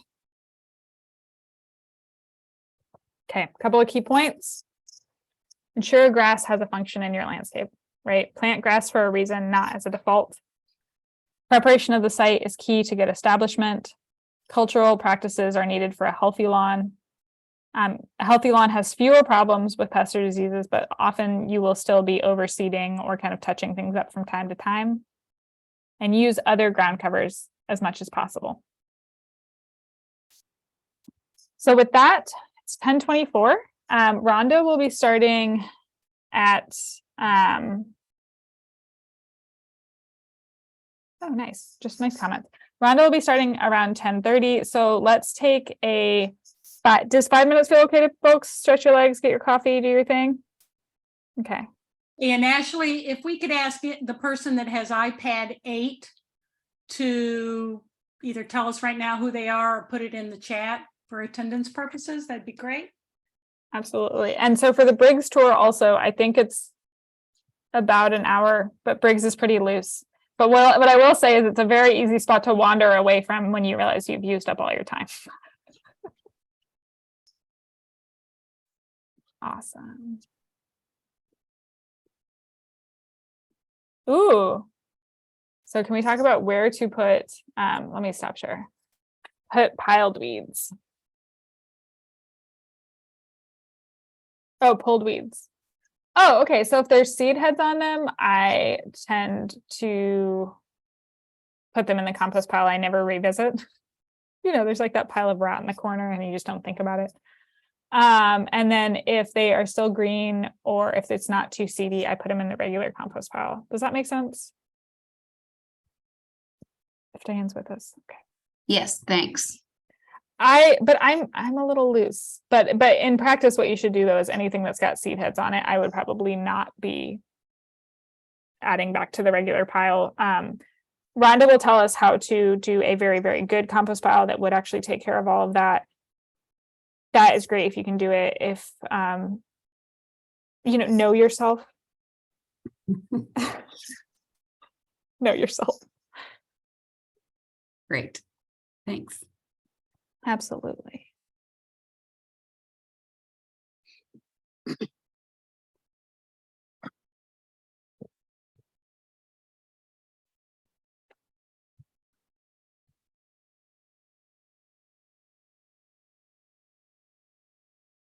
Seedy weeds in the airway span. I love it.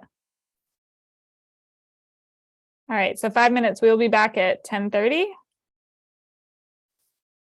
I'm gonna go look out the window and see what's.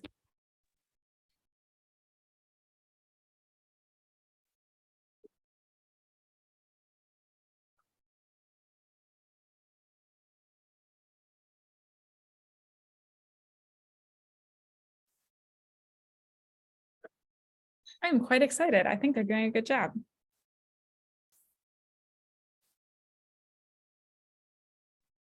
Hi, Ashley. Hey, how are you? Good. How many people do we have today? We are at 49, so 47. Wow, Yeah, that's amazing. That's great. That's a lot, isn't it? Yeah, this is our big class. Wow. So are they on break right now? Sorry.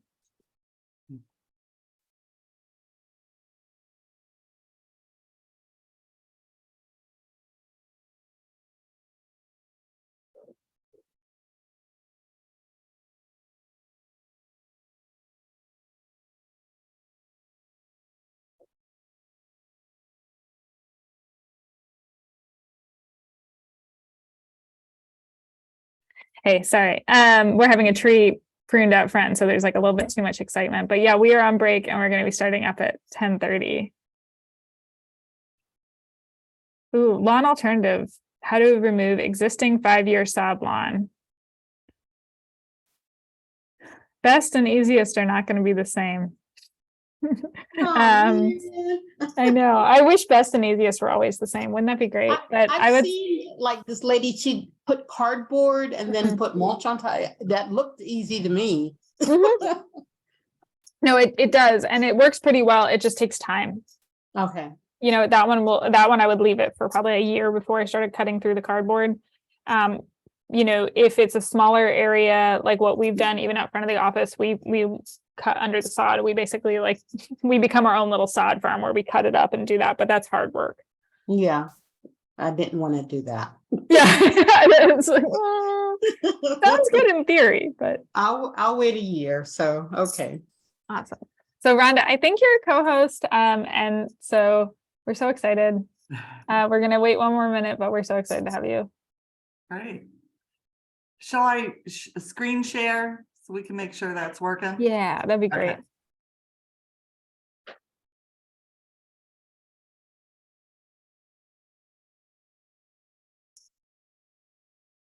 Love it.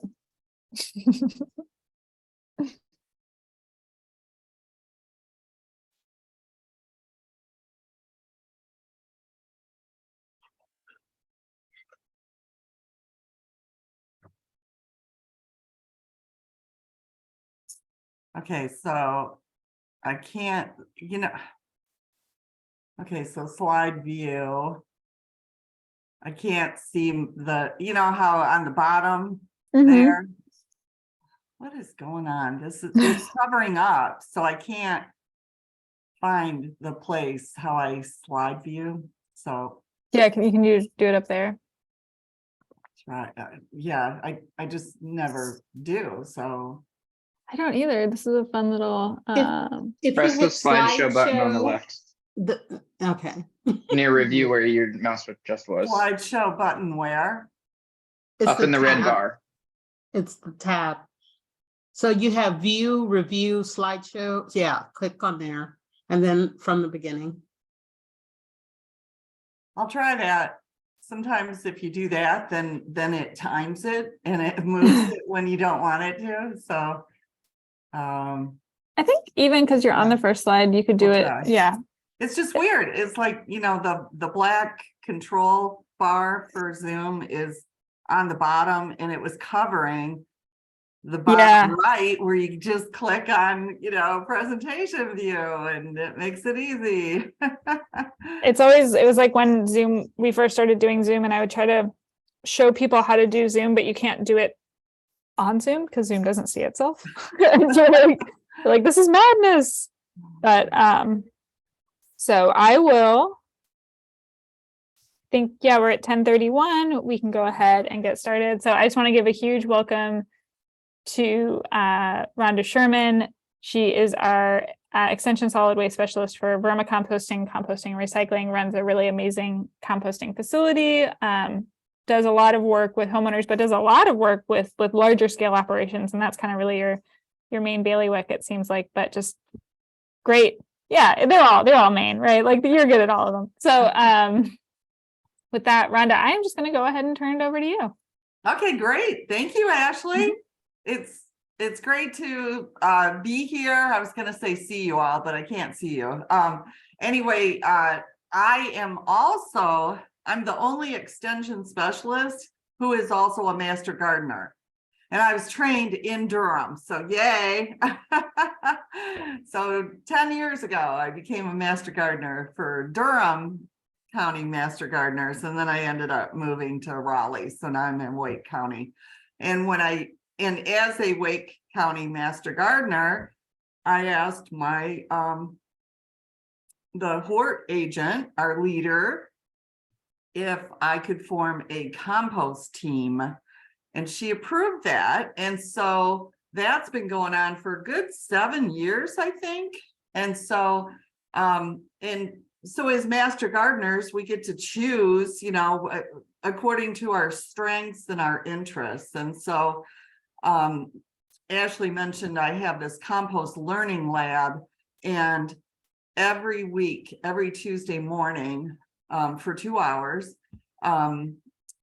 5 to 10 master gardeners show up to do a variety of things. They're going crazy out there with planting demonstration gardens. And of course, we have 13 different compost bins and 12 different worm bins. And most of those have worms in them. Vermicomposting. So we have a lot of cool things going on. So just wanted to mention that, that's, it's something to consider. So anyway, Ashley asked me to talk about household composting with a smidge of vermicomposting. So I have about 7 vermicomposting slides at the end. So it's just touching on it, but we're going to talk about backyard composting, which everyone should be doing. I mean, really, anybody who, unless you're living in a big apartment complex and they won't allow it or something. Backyard composting is so easy to do. So let's start with what is composting. And you'll see the very first word I put there is controlled, okay? Like I saw a bumper sticker once that said, compost happens, and it's like, no, the decomposition happens. We know that, right? But composting is an intentional practice, okay? And there are many ways to do it. So, there's not like one way, but you're enhancing the conditions that will cause things to decompose under aerobic conditions, okay? So there's anaerobic, absence of air, and then there's aerobic. So composting is an aerobic, this is an aerobic process that we're discussing here.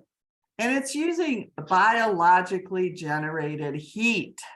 And that puts to rest the myth that if you put a compost pile in the sun, the sun will heat it up. It's like, no, that's not what composting is. There are so many microorganisms and their activities generate heat. Okay, so, all right. So why should we compost food scraps? Who cares about that, right? Well, unfortunately, that's been the attitude for years. So I was hired by NC State 30 years ago because recycling had just been mandated in the state of North Carolina. It was originally mandated and then they had to back off because there were so many protests, mainly by the people who operate landfills, you know? So they were like, what? You're saying I have to separate this stuff? And so the university was getting all kinds of calls from citizens, but also all the county and city governments saying, what is this thing? What do we do with recycling? And that might sound funny to you because recycling is just something we've naturally been doing for 30 years, you know, but back then it was new. And so I was hired to answer their questions as an extension specialist. And I was attending state and national conferences and on recycling, and everything was cans, paper, bottles. Year after year, cans, paper, bottles. And I kept scratching my head like, wait a minute, those are not the only things in our household waste. What about food waste? You know? And it was just ignored for decades. And finally, in the past decade, more attention has been paid to it because it's really important. As we know, climate change is wreaking havoc on our climate right now, you know, like, so all kinds of problems that are being experienced due to climate change. And it turns out that landfills are the third largest contributor of methane to the atmosphere. And methane is like much more potent than carbon dioxide. And where does the methane come from? It doesn't come from the cans, paper, bottles that are in the landfill. It comes from food waste. So it's really important for you to know that because it doesn't get taught in our schools. It doesn't get enough airtime. So people don't realize that the number one category of waste, if you take all of the household waste, business waste, and put it all together and then analyze it by category, by paper, by cans, bottles, food waste, whatever, you will see that the largest generator, the largest category that we generate as waste is paper. And it has been for a really long time. And Amazon is helping us keep that up because, you know, think of all the Amazon cardboard boxes, right?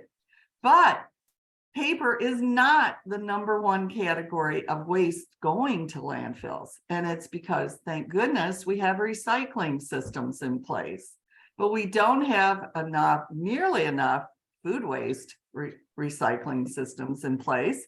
And so the food waste is going to the landfill, and it is more dangerous than anything else in the landfill besides like hazardous waste, you know? But really, you put some plastic in the landfill and it just sits there and minds its own business. You put food waste in there and it's going to break down slowly under anaerobic conditions. There's no air, and so methane is generated.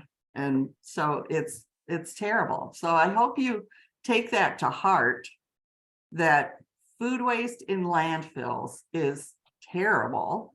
And it's not suitable for sink disposals either. So we need to keep food waste out. And the best way to do it is in our backyards. I know a lot of people, they'd love to have a truck pull up to their curb to take their food waste away to a composting facility. But think about it. Then your city has to pay they have to buy special trucks. You can't just pick it up with any kind of truck because you'll have a trail of that wet food waste leaking from the truck all the way through the neighborhood. So special trucks, extra personnel, the maintenance, think of the carbon footprint, think of the emissions, all of that. And so it's the cheapest way to do it and most efficient way to do it is in your backyard. And I'm going to show you how to do it. So it's really simple. So 100 things you can compost. Look over this list. You don't have to, I've got this in my publications on my website. So, you don't have to, and I'm not going to give a quiz, so you don't have to memorize, but you might want to just quickly scan through. There might be some things that you hadn't thought about, but these things that were once living, okay? In dryer lint, if you're drying cotton clothing and cotton things, that's fine. If there's some polyester in there, it's not going to be a problem. Whatever. You choose what you want to do. I'm just showing you some possibilities. You'll notice in the third column, cotton futon. And so I used to have a big double size all cotton futon. And after 20 years, it finally met the end of its life. And I thought, I'm not going to send cotton to the landfill. That would be ridiculous. And so I composted it. And within a few months, it disappeared. Okay. So even that can be composted. All right. So with food waste, every time you eat an apple and you've got the apple core, you shouldn't have to run to the backyard to put it in your compost bin. So people tend to collect their food waste and then take it to the bin when it's convenient for them, okay? And so I gave a few examples. You'll see, on the right, you can buy a container with a lid, or you can repurpose a container with a lid, okay? And the thing is, so you've got the lid on, and then, if it's been several days or a week that the food waste is in there, when you open the lid, it will smell. And it's because the food waste is breaking down, right? And it'll even release some of its liquid, and we call that bioslime, okay? And so that'll stick to the side of the container and continue to smell even when you dump out the food waste, all right? So what I think is so much easier to do is freeze the food waste, okay? So anything on that list, I throw it in my freezer, and those are plastic shoe boxes. You can Google plastic shoe box. Last I checked, they're only $1. You don't need a lid with that. See how there's no lid? If there were lids, then you'd be standing there with the freezer open. You'd be like fiddling with the lid and taking it off. No, that's not necessary, because what you put in there immediately freezes, almost immediately, right? So it's not breaking down. It's not releasing bioslime. It's not smelling. And it actually kind of pre-composts, because you've probably heard that most like fruits and vegetables are mostly water, And so think of the water in those fruits and vegetables that freezes. And then when you put it in the compost pile, it thaws and it releases all of that water. And so it breaks down much more quickly if you freeze it. All right. So some things to consider not composting. And again, you do you with your compost pile, right? But we are educators. We are extension educators, right? You're being trained as master gardeners. And so you are dealing with the public.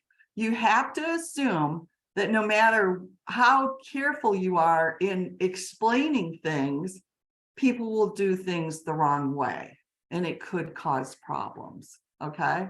So we have to be conservative when we're teaching, and, so to try to avoid people getting sick, people and plants and animals getting sick. All right. So this is my list. Dog and cat feces and litter and tampons and diapers. You know, come on, those contain parasites and pathogens. Meat, fish, bones, grease, fat, oils, eggs, not eggshells, but eggs and dairy products. They create odors. Okay. Can they compost? Yes, they could compost. If you live on, 10 acres and you got a compost pile out in the back, do whatever you feel comfortable with, but it will attract carnivorous animals. I noticed I put rodents. Well, yeah, they'll attract rats, but they'll attract raccoons and neighborhood cats and, so we recommend to the public that we keep these things out of our compost bin. All right. And then there seems to be a lot of confusion between large scale composting and home composting, and there are different recommendations for each. Now, you as extension educators, you're going to be talking to homeowners. You're not going to be talking to large scale, but you need to be able to communicate to people that large scale composting operations are permitted by the state of North Carolina, and they are required to reach temperatures that will kill pathogens and kill seeds. And with those high temperatures, it will kill most herbicides and pesticides. And because it's reaching those high temperatures too, you can put meat, fish, bones, grease, dairy products you can send those to a large scale facility if they're permitted for it. Okay. There are different levels. So if it's only a yard waste permit, you cannot send those things. All right. Sorry if that sounds complicated, but in your backyard bin, only the most diligent people reach high temperatures. Okay. That takes work and diligence, and it's achievable, but most people are not going to put that much energy into it. And so you probably wouldn't want to put yard trimmings if they've been treated with chemical pesticides or herbicides. And hopefully Ashley has talked to you about persistent herbicides, right? Persistent herbicides, totally different class. Those are bad news for any compost pile, even the large scale, because they break down differently from other herbicides and pesticides. And so reaching these high temperatures will not destroy them. All right. So assuming that we have kind of a cool compost pile, putting diseased or insect infested plants in it is not a great idea, because if you're not reaching super high temperatures, they could survive. And then you're using the compost and putting it on, soil where you're going to grow things. And guess what? There could still be the diseases or insects in it. Now, black walnut trees, you may notice that things don't tend to grow underneath them. And it's because they release this juggalo substance, and that harms plants. And so it's probably best if you don't put that in your compost pile, because, and then try to use the compost. And then, like super glossy or slick paper or stuff that has, little, silver things to decorate it, you may not want to put it in there. Again, it's your pile. It depends on what you're going to do with it. Okay. These are only suggestions. So weeds gone to seed or weeds with invasive roots, again, they might survive your backyard pile, and then you just be spreading them. Use facial or toilet tissue. Come on, pathogens, right? coal ash and coal have substances harmful to plants. Wood ash, this is, people push back about this. They're like, what do you mean I can't take my firewood ashes and put them in the compost pile? Well, it's very alkaline. And so it can it's like totally slow down your composting process. It releases nitrogen and ammonia. So you're going to have less nitrogen in it. And so I would not put wood ash in my compost pile. Okay, heavily coated paper that's got metallic ink, stuff like that, you might not want to do. And then pine needles, I only put it on there because we have a lot of pine trees here in North Carolina. And my compost bin, which you'll see soon, is under a pine forest. And so it's impossible for me to keep pine needles out of my bin. And they're not a problem.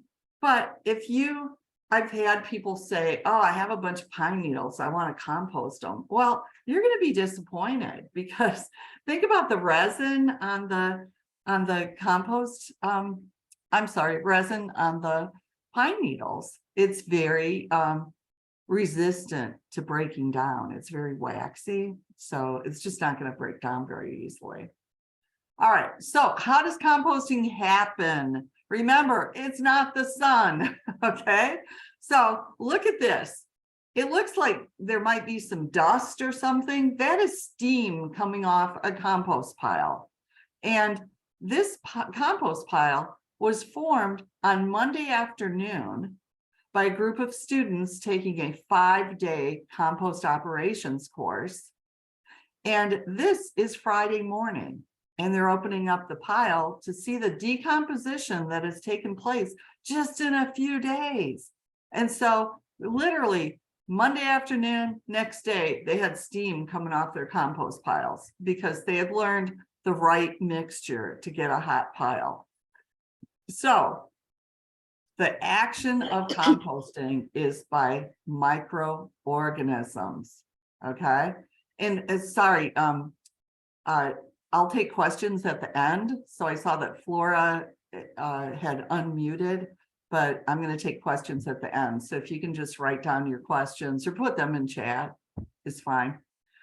Okay, so gazillions of microbes are in this organic pile, and they're secreting enzymes that will help to decompose the organic materials. And that activity of these gazillions of things that we can't even see, that creates heat. And it's really important to have the right dimensions of the pile to be able to contain that heat. Otherwise it'll just come off, and the temperature of the pile will drop. So anyway, if you have the right size, the heat will get trapped in the pile. So what do microbes need? Look at this list.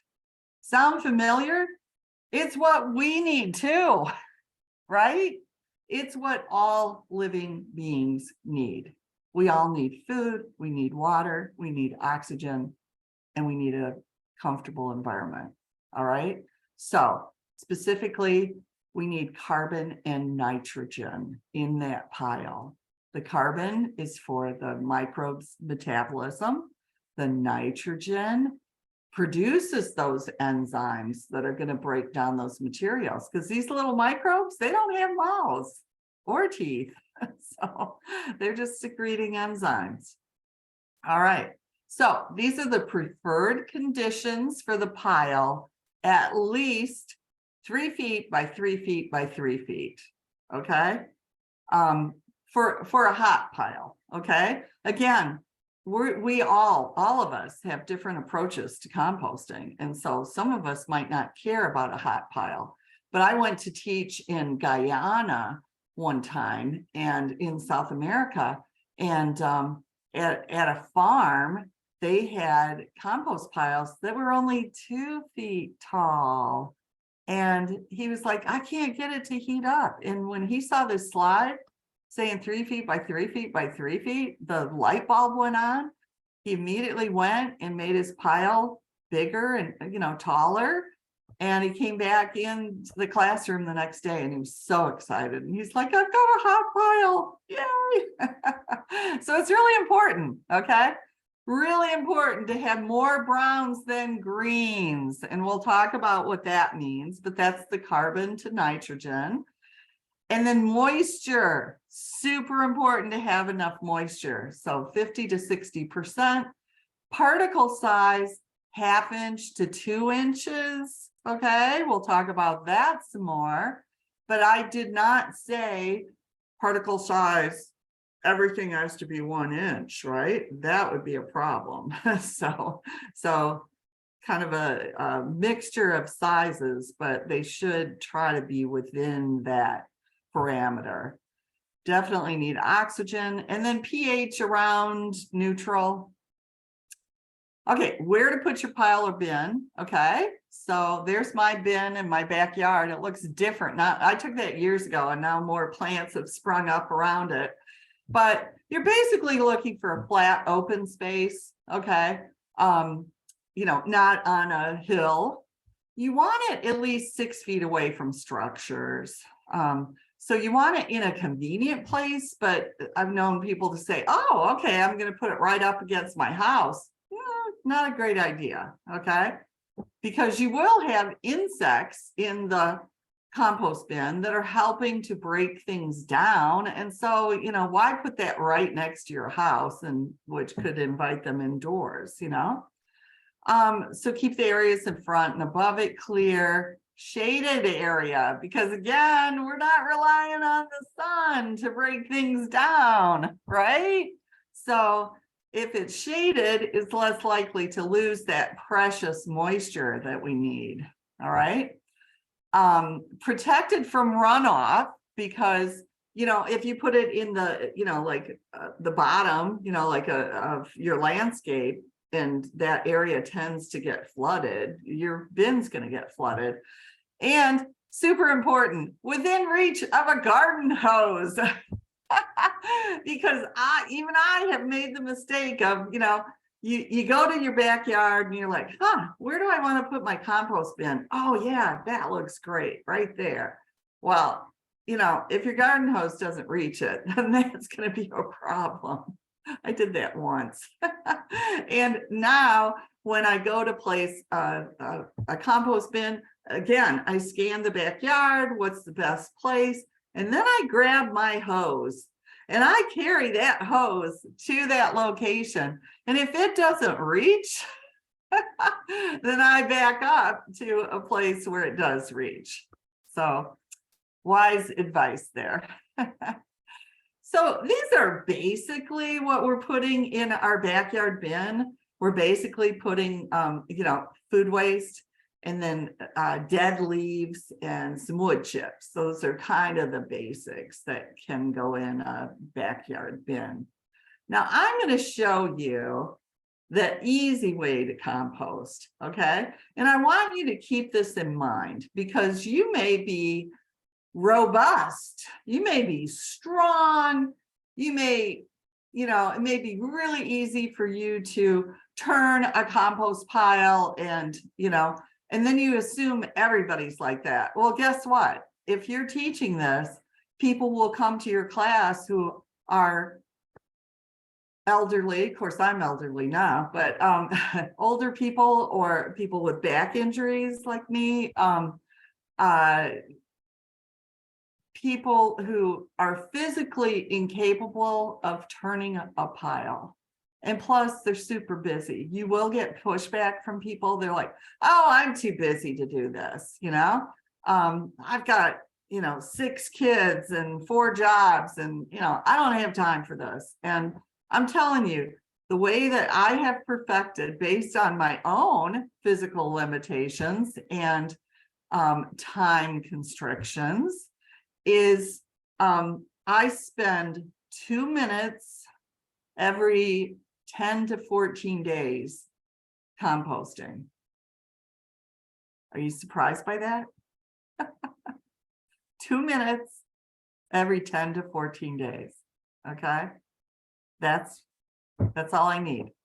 So you saw my bin. I'm going to show you more pictures of my bin, but I start by filling it at least 2/3 of the way full of dead tree leaves.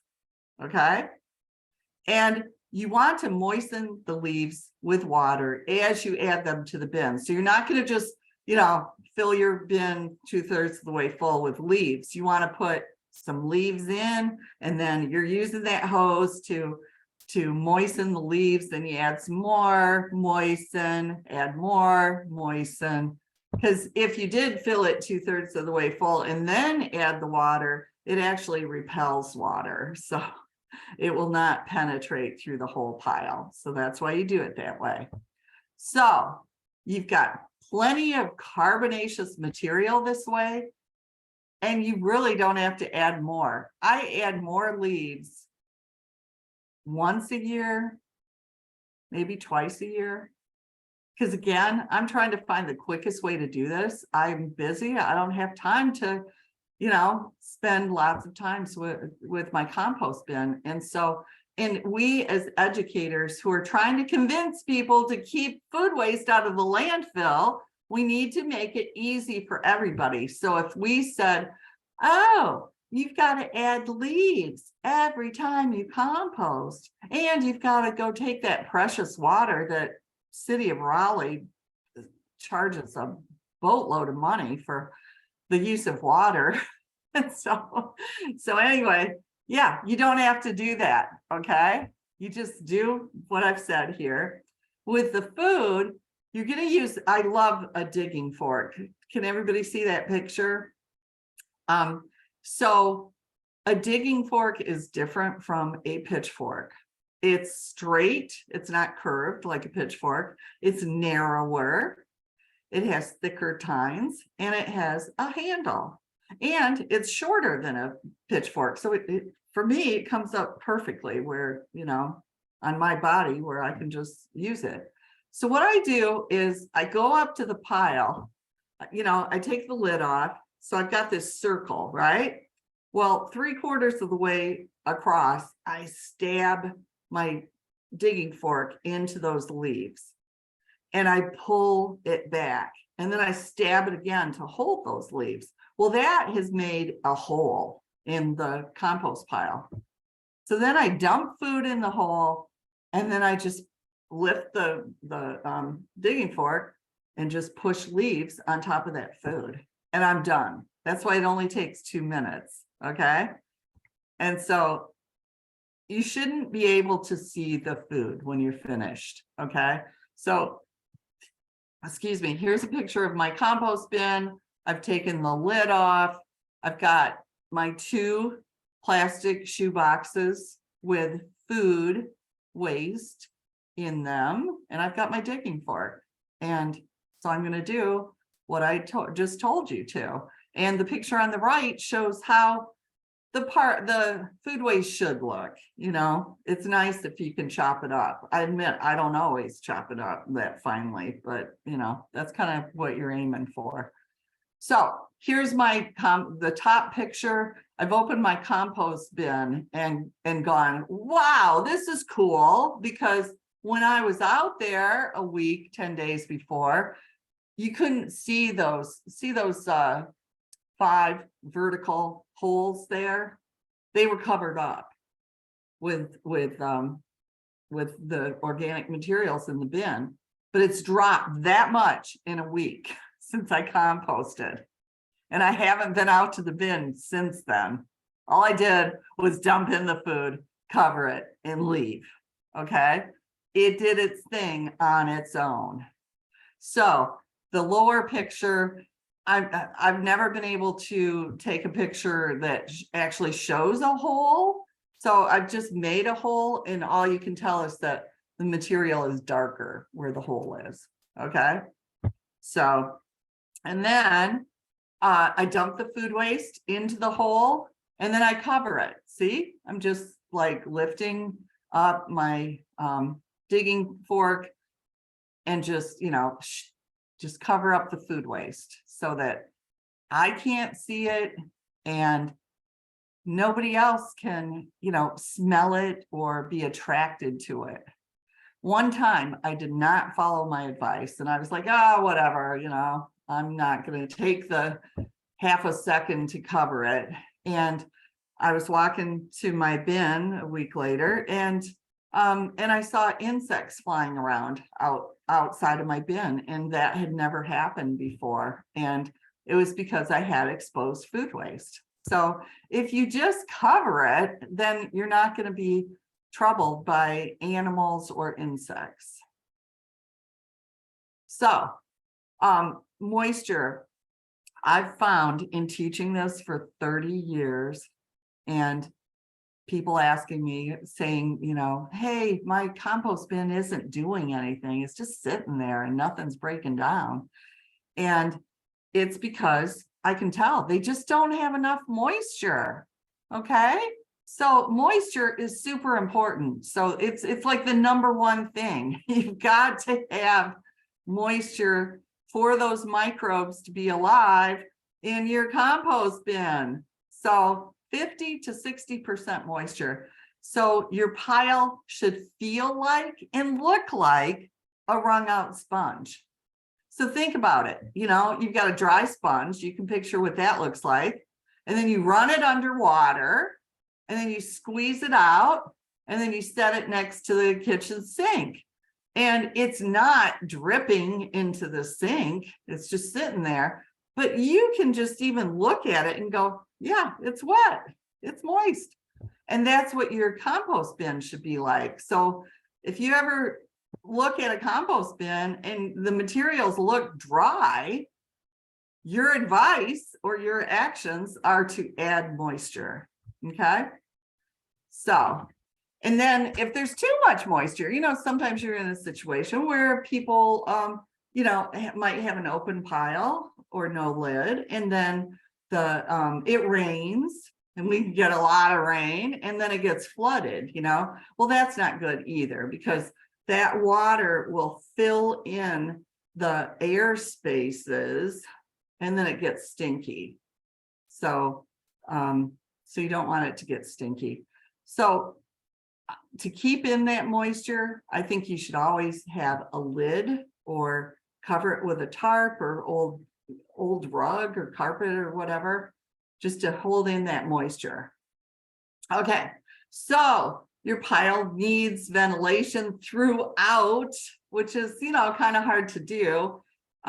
So that's why people will turn their piles. Now, because of an accident, I'm unable to turn my pile. And so all I'm doing is what I showed you in those steps. I am putting that frozen food waste into the hole in my bin. And so that food waste is completely encased on all sides and the top and the bottom by leaves that will absorb any odor. I never have to add water to my bin because that food thaws and it releases all that water. And so it's naturally an active pile in that way. And so, and then, the pine needles help because they're resistant to decay. So they allow some air to get in. And sticks, it's always nice to have sticks in there too, that would break that 2-inch rule. So that, I think of it as air, highways for air when I have sticks in there. Okay, smaller pieces will compost faster. So here's my example of, on the left, that's the nasty, thick broccoli stalk that we don't, you may not want to eat. I didn't want to eat that, but you put it in there and it's so tough. Even with our teeth, we can't break that down, right? So think about the poor microbes who don't have teeth. It's going to take a long time for that big chunk of broccoli to break down, but you use your knife and chop it up into little pieces, and that opens up the surface area of those pieces for those microbes to colonize. And so it's going to decompose very quickly. So if you want to do fast, hot composting, you can, okay? So it's a choice, cold composting or hot composting, according to your wishes and desires and the time and energy you have to do it, okay? And so chapter 2 of your extension Master Gardener Handbook, I wrote that chapter, and I did talk, in some detail about how to make a hot pile. But and these are, you'll notice there's 3 black bins, and the one on the left, the one in the middle, those are earth machines, just like what I have in my backyard. And this is a friend of mine who lived in California, and these were his hot composting bins. They are cooking inside, but you really need a batch process for that. Okay, so what I've been describing is continuous composting, where you've got the browns, you're adding the greens weekly or however often you want to do. And for this, you would want the perfect mixture of browns and greens, and you have it all at once. So we call that a batch process. So you have enough materials to fill the bin, and then you want to have the moisture, everything should be, pretty precise that you're putting in this batch. And then you're aerating it weekly, and you're adding moisture if you need it. And you could check the temperatures. If you reach 131 degrees Fahrenheit for a few days, you can kill pathogens. And if you reach 140 or more, you can destroy seeds. So think of weed seeds, think of tomato seeds and other seeds that we find in food waste. Okay, so your choice if you want to do that. So I'm going to show you different types of bins. People have made compost bins out of used wooden pallets. And thank goodness in this example, they are covering the top with an old piece of, like a rug, okay, to keep in the moisture, because otherwise you would be losing moisture mostly through the top, but also through the sides. So you really have to think about that. This next example shows, it's the chicken wire bin. That's one of the cheapest you can make. That's on the right. But the thing is, it's going to be hard to keep that thing moist. So you're going to want to cover it with a tarp. Okay.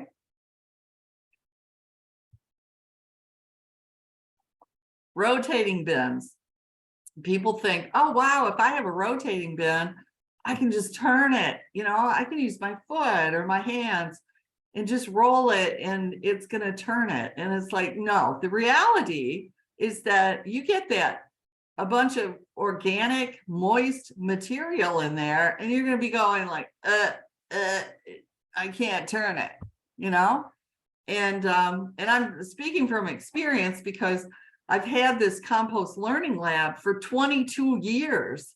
And during that time, I've had 24 different types of compost bins, and have tried all of these things. And it's like, no, looks nice in a picture. In reality, doesn't work as well as you would expect. Same with tumblers. Everybody thinks they want a tumbler. They're like, oh, this will solve all the problems. I don't have to turn it. And, it's just going to be so great. And, and it's not.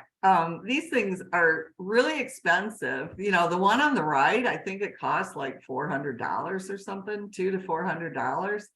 And out of all the people I've taught for the past 30 years, most, like over 75% of the people who contact me about tumblers say it doesn't work. Okay.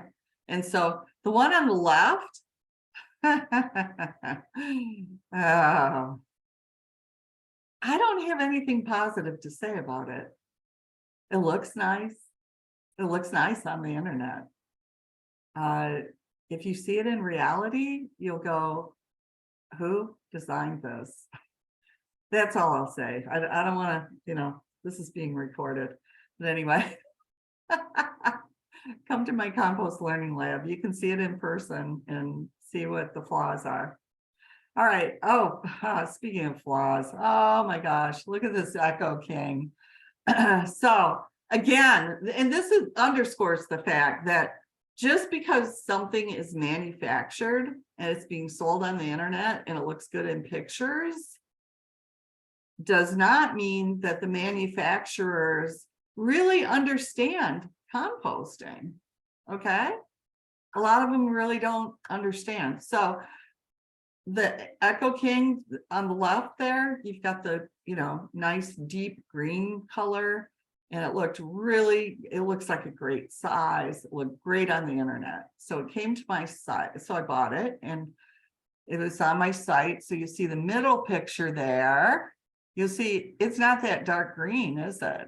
Well, they didn't use the photosensitive, whatever protection. So it immediately turned, just bleached out. Not a big deal, but you'll notice that there are bricks on top of it, bungee cords and zip ties. That thing would not stay together. And that's the bottom picture is how we finally just had to give it up because it would fall apart. And it was really challenging to even figure out how to put it back together. So not a great idea. Bing, bing, bing, enclosed bins. I have found these to work best. Okay. So these are different so we just saw bins where we had to keep the lid on by keeping concrete blocks or bricks on top.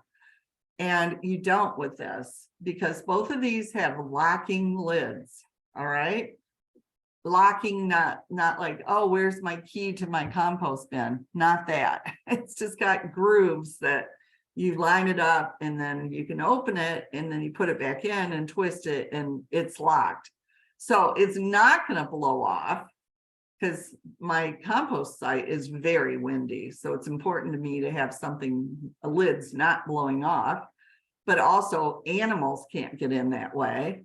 You'll see that there are strategically placed aeration holes, but they're not all over the place. If they were all over the place, then it would be nearly impossible to keep your pile moist, right? So strategically placed. And the lid does not have holes. If the lid had holes, then evaporation would take place. So it's holding in the moisture. Both of these have doors that open. The Earth Machine on the left has been around for decades. It is in more backyards in the United States and Canada than any other type of backyard bin. And it just works great. So that's the bin I have. And then somebody who worked for the Earth Machine left and said, you know what, I'm going to manufacture bins. I'm going to make some improvements. And so they created Free Garden Earth. So it's larger. It's one piece instead of two. It has a larger opening. It comes with a optional bottom that has holes in it. And it's great. Either one of these is great. Now the Earth Machine is sold once a year by Wake County or City of Raleigh. I think Wake County, but anyhow, both of these bins usually sell for $99, but you can get them during the bin sale for $50. And the Free Garden Earth, the town of Cary sells once a year for the whole month of, it's either April or May, which is coming up, isn't it?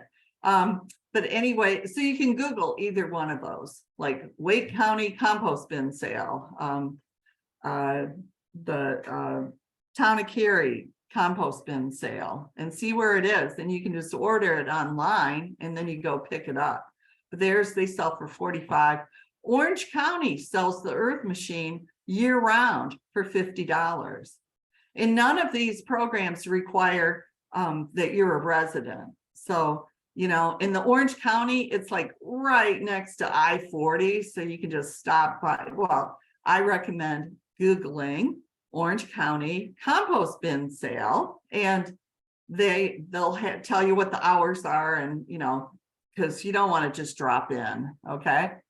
So remember, I said The Orange County one is by appointment only. right. Okay. Thank you, Jack. Yeah. I knew that you, yeah, couldn't just show up. Okay. So remember I said, don't put meat, dairy, pet waste into a compost bin, but there's a green cone. So that's an optional thing, that a green cone, the black plastic that looks like a laundry basket on the bottom, that gets buried underground. Okay. I leave it so you can see the whole unit at my compost learning lab, you know, so you see what's in it. That goes underground where ornamental plants are. Okay. And then in this example on the right, you can see how tall it is when the black plastic thing is under the underground. So, you know, it's not this huge hulking thing. It doesn't have holes. It has a locking top, and I call it dump and run, you know? So if you're wanting to produce compost, this is not your bin, okay? The organic materials will decompose in the bottom, and you could take the green cone off and retrieve them after a year or two, but you know, that's not what this is about. This is about stinky stuff going into the bin. So basically anything. You have spaghetti dinner with meatballs and it's been 5 days since you cooked it, and you're like, it's time to get rid of this. You take it out and just dump it into your green cone and walk away. So talk about easy peasy. And that satisfies when you have somebody in your audience saying, well, wait a minute, we eat lots of meat and dairy products every day, and you're telling me I can't put it in my backyard bin? So you just tell them about the green cone. And it's actually distributed here in California, I'm sorry, in North Carolina, in Youngsville. Okay, 3-bin system. A lot of people love this, and especially if you have a lot of materials that you want to compost. And so I'm going to show you that bin number 1, that's, see the sign, put garden and yard waste here. Okay, so they're putting materials in there, and then they start to break down. And so then you put it in bin 2, where you allow them to break down some more. So see the difference between 1 and 2, you know, how it's broken down, things are less recognizable. And then bin 3 is the finished compost, and you can see that you really don't recognize things now. So this is a great system to use, but you know, if you're in an urban situation, I don't know, I'm just going to show you compost knocks. Okay, this was developed by some people in Washington, D.C. So think about the dense population there. Whenever you have dense population, there's more of an opportunity to have rats, you know? And so this was designed to keep out rats and other critters. So it's a really great design for a 3-bin system. And I added the website so that you could obtain plans to make your own compost knocks if you want. Okay, screening compost, many ways you could do it, but just, you know, some wood and some hardware cloth. And like for this, you would just take your finished compost if you wanted to screen it. You don't have to, but it depends on the application, right? So you would put something to capture the compost underneath and put it on top of there, and then with a glove or a shovel, you just rake it over the screen, and then the larger pieces will stay on top of the screen and the smaller particles will fall below, and the larger particles can just go back into bin number 1 or whatever your compost pile is. All right, so compost, it's usually kind of a dark brown color, crumbly. full of humus, and it should smell like soil, okay? If you've done things correctly, it will just smell like the earth. Okay, so it can do all kinds of things to improve the soil tilth, the structure. It'll help, you know, we have all these clay soils around here. So by incorporating compost, you help to, you'll help moisture to be able to penetrate that clay and go into the ground, and then it holds it around the roots. So that's really helpful. And so, you know, you can apply finished compost. So something that you know is totally broken down. We didn't talk about how hot compost, that once those temperatures come down, it really needs to be cured for months, okay?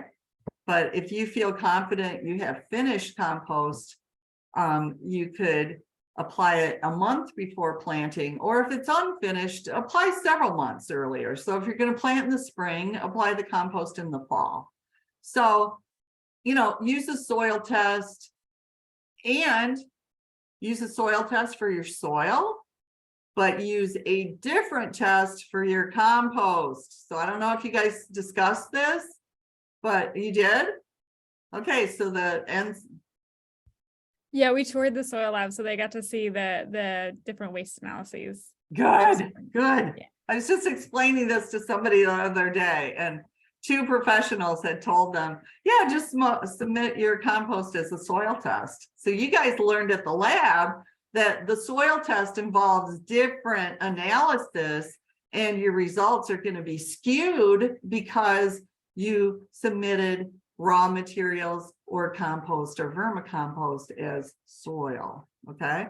So anyway, you could apply 1 to 3 inches total in a year, and you could do that once or twice a year. So if you're going to go with 3 inches total and you want to apply it twice in the year, you would put 1.5 inches first and then 1.5 inches later. Okay. So these are just rough things. All right, so the important things to remember about composting is chop up particles. That's important because I know y'all have a community garden, and you know, so you got those big old you know, it's the end of the season and you have a 7-foot tall tomato plant that's real woody, you know, woody, that's going to be harder to break down than, you know, something else, right? It's resistant. So I've seen people, they pull it out of the ground and they just shove it in the compost bin. And if the microbes could talk, they'd say, who put the redwood tree in here? You know? So anyway, chop it up, and then the moisture. So I have lots of resources on my website. That's the website, composting.ces.ncsu.edu. I think it'll take you 2 days to read everything that's on there. Okay. So at the top of the list there is, that's about a 5-page extension publication called Backyard Composting of Yard, Garden, and Food Discards. Now, if you guys have an event where, you know, if you're at the farmer's market or you're at an environmental event and you want handouts to encourage people to compost, there's a 2-page version right underneath it on that first one. And so you just print that on both sides of one sheet of paper. All right. And that tells them what they need. And so these are the other things. And then if you really want, now, again, with the public, and you're trying to educate people with a variety of needs and limitations, you don't want to overwhelm them and tell everybody, oh, you got to have a hot pile, you know? And so in science, too much for some people, you know? So think of that TMI, too much information. And so the last publication on the list is large scale organic materials composting. And that is 14 pages, I think. And it's, I wrote all of these, but it's an overview of that does get into the science. You know, it gets into the carbon and nitrogen ratios and all of that. So if you're serious about having a hot pile and making as much compost as you can, you might want to check out the large scale organic materials composting. So that is the end of the composting portion. And now, like I said, I have 7 slides on vermicomposting. So I think I'll just push ahead, go through those, and then we'll take all the questions at the end. And I'm going to be quick so we have plenty of time for questions. All right. So switching gears. All right. Vermicomposting is very different from composting, and the two should not be combined. All right. So vermicomposting, you're using earthworms, all right, and microorganisms, of course, and they are helping to decompose and stabilize these organic materials and turn them into a very valuable soil amendment. So, quick and dirty comparison of vermicomposting and composting. So we just talked about composting. That takes usually 6 to 9 months. And thermophilic, if you're going for the hot pile, and requires some type of aeration, okay? Vermicomposting usually takes only 2 to 3 months. It stays mesophilic, so the temperatures do not rise and you don't want them to, okay? And then there's no turning.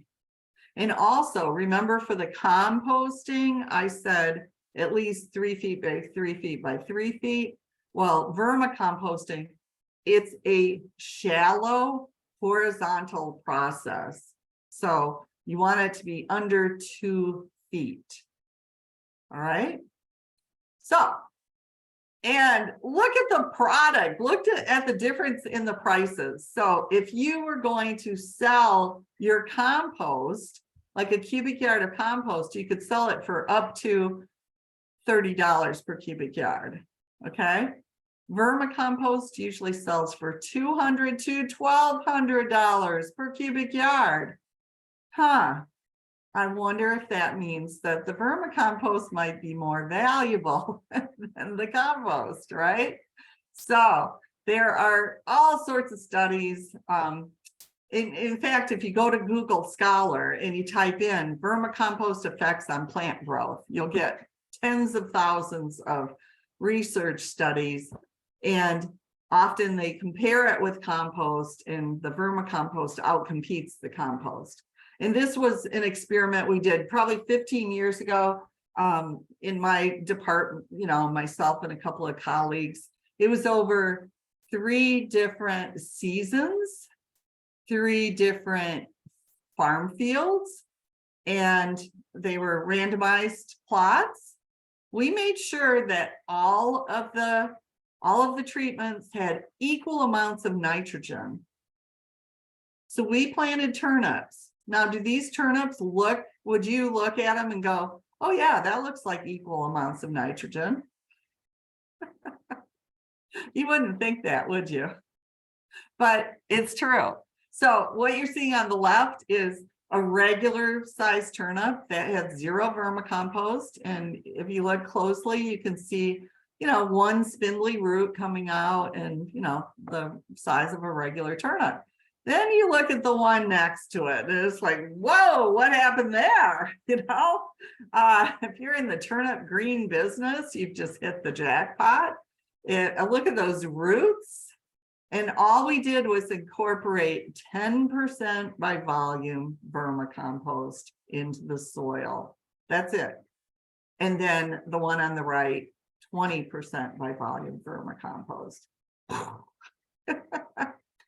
So that's an example of plant growth effects from vermicompost. So there are all kinds of studies that show increased rates of germination. The plants grow bigger and they produce more fruit and flowers, so higher yields. The roots are, as you can see from that, they're better developed, and tolerate stress a lot better, and transplanting. And also vermicompost has properties that decrease attacks by plant diseases and parasitic nematodes and insect pests. So, and again, I usually spend an hour and a half talking about vermicomposting, and I'm only giving you 7 slides. So I'm not even going to tell you how to vermicompost, but I'm just hitting the highlights. I got you interested with that. You're like, whoa, there's something to vermicomposting. And so there are 9,000 species or more of earthworms. And so there's one species that works the best for vermicomposting. It's called Eisenia fetida. And it's, a lot of people call them red wigglers. Some call them brandling worms. They have a variety of common names. And then, you know, if I'm talking about a red wiggler and you're talking about brandling, we're going to think we have 2 different species, but we don't. So that's why we go with the scientific name. They are earthworms, but they do not live in the soil. Okay, they live on top of the earth, and you'll find them under leaf piles. You'll find them in the bottom of a compost bin. You'll find them in cow patties, you know, because they love livestock manure. Herbivores, herbivore livestock. They adapt better to living in a bin because we all have different temperaments. You, me, our cats, our dogs, you know, animals have different temperaments, and so do earthworms. And so these are more chill if you put them into a bin and ask them to vermicompost.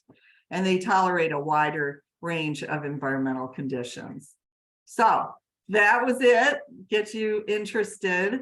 I actually have more resources on my website about vermicomposting than I do composting. And it's due to public demand. People in 126 countries have contacted me about vermicomposting. So there's a huge interest all around the world, every continent except Antarctica. Go figure, nobody's contacted me from there. But anyway, so worms can recycle your garbage. That is about 5 pages, and it's very detailed about how to set up and maintain a worm bin. And then there's another one, it's, and these are divided into categories. So that's under the household category. And then under the business and farm category, I actually changed the name of this publication when I updated it, but it's similar to Raising Earthworms Successfully. There is a 4-H curriculum that I co-authored on vermicomposting that's available from 4-H and in North Carolina, and videos and podcasts. So all of those. So I'm going to stop and go to taking questions. I see we have a lot of questions in the chat. So Yeah, do you want to read that to me? Or? Yeah, of course. Yeah, we had a lot of great conversation too. So that was fun. Yeah, so just start with some of these. What do you do with diseased plants and cuttings? Where do you put those? Well, I mean, for those, they could go in your yard waste bin if you have city services, because it'll go to the hot, you know, the compost facility that is permitted by the state. So those diseases will be burned off by that heat. And so for eggshells, do we need to wash or grind or any sort of extra? A lot of people do. Yeah. You can tell that I have a very low-key approach. So I never even rinse my eggshells. You know, if you're so you can if you want to. You know, it's a good idea. It's a good idea to do it because you don't want to attract critters, you know. But me, again, I'm encasing my food waste. You don't see, you can't see my food waste. So, you know. That really helps. That makes a lot of difference. And so this next one is a little bit about So I shared the link on some of the persistent herbicide publications that have come out recently. Mhm. But so for home composting, the question is what temp is needed to deal with herbicide or pesticide residue. But I would say that for home composting, I would probably just try to keep those residues out of. Yeah, definitely. I mean, Yeah. I would want to, again, some people, they use those chemicals, they don't mind. So again, it's whatever you want to do. But I did mention that in my lecture. I said that, it needs to be a hot pile to burn regular herbicides and pesticides off. And then but the Yeah. persistent herbicides that you guys Those are can hard. discuss with Ashley, it's not going to be destroyed in a compost pile. And so you have to be careful about that. Those have supposedly been taken off the market for household use. They're still used in pastures. And so sometimes hay can be contaminated with persistent herbicides. So you really need to know the source of that hay. So Yeah. That's a hard one to deal with. it is.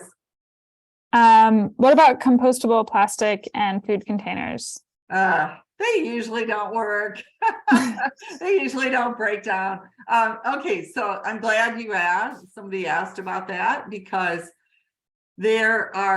so again, I've been doing this for 30 years. And so for 30 years, it started out, they called it, biodegradable was the word, okay? And so, and those early biodegradables, they were plastic held together by cornstarch. So if they were, litter on the side of the road, the sunlight would break down the cornstarch, but then you'd have all these little pieces of plastic. And so you guys can look this up. It's called unfortunately, it's called Biodegradable Plastics Institute. And it's just because, it's a good 25, 30 years old. But they will actually test, like a company that manufactures products that they want to decompose, they can have them tested by BPI, Biodegradable Plastics Institute. They are tested in commercial composting facilities. Again, they're getting hot, and they have parameters that require that those products break down within a certain amount of days in order to be certified by BPI as compostable. So there's a lot of greenwashing out there. People know that if you see, oh, this is compostable, that you might buy it because you think you're helping the earth, but yeah, trying to put it in your backyard bin, you're going to be seeing it for maybe even years. It's a lot of those things do not break down, especially the cutlery, because it's, that has to be made so that when you take a sip of soup, it's not going to completely melt, so it's got to be strong enough for a while. So anyway, those are hard to break down, compostable plastics. Definitely. So what we're afraid to hear. So then for compost, someone asked about rain barrel water, which is fine. Water is water in that sense, and it helps you keep it on your property. And then also, what about fresh wood chips? Fresh wood chips? Mm-hmm. Fresh wood chips, yeah, you can put that in there.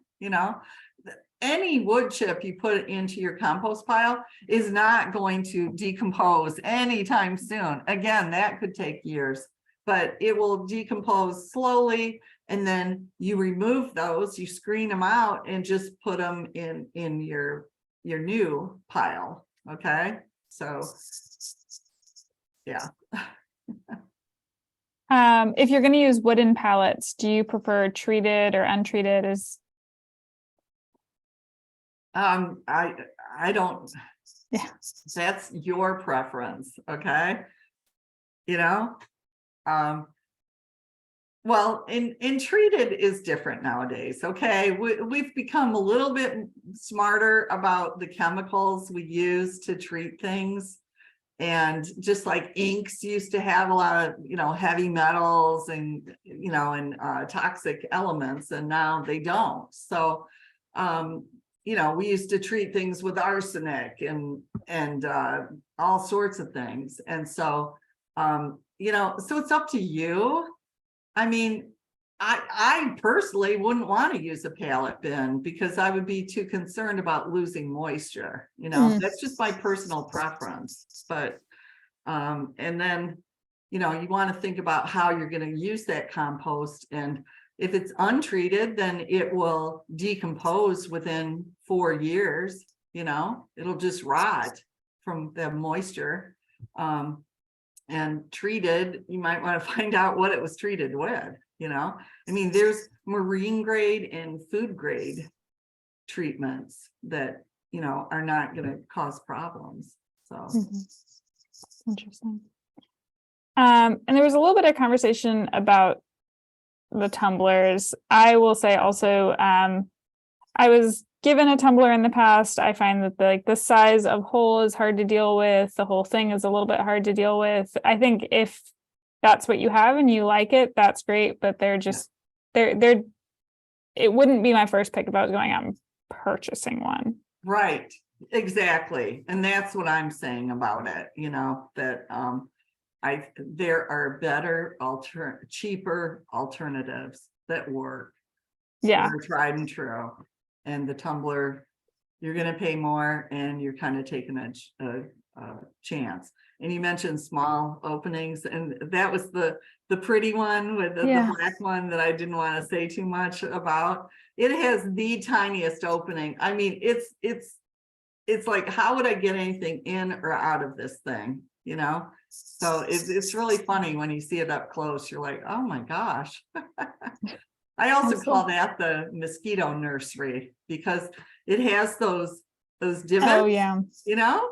And when it rains, the water fills those divots, and so you've got standing water there, and it's like, oh, come on, mosquitoes, lay your babies here. This is a good place. So oak leaves for compost. Any opinion? Yeah, oak leaves are fine. So maple leaves are the perfect carbon to nitrogen ratio. It's 30:1. And so maple leaves will break down pretty quickly. Whereas, so that's 30:1 for the maple leaves. For the oak leaves, it's 60:1. So it's more resistant to breaking down. So it will break down, but it won't break down as quickly as maple leaves. So this is a fun one. We have a couple of questions about some of the new countertop composters, but also even on some of these old bigger bins, kind of a bin to person ratio. You know what I mean? So like one of those bins like you were showing, do you think that's good for 2 people, 4 people? I mean, I would say just keep cramming in there, but. Yeah, you know what? And you cannot answer that question, bin to person ratio, because if you have 4 bird-like 85-year-olds who barely eat anything, they're gonna produce a different amount of food waste than a family of 4 with basketball players on, as the kids, you know what I mean? Yeah.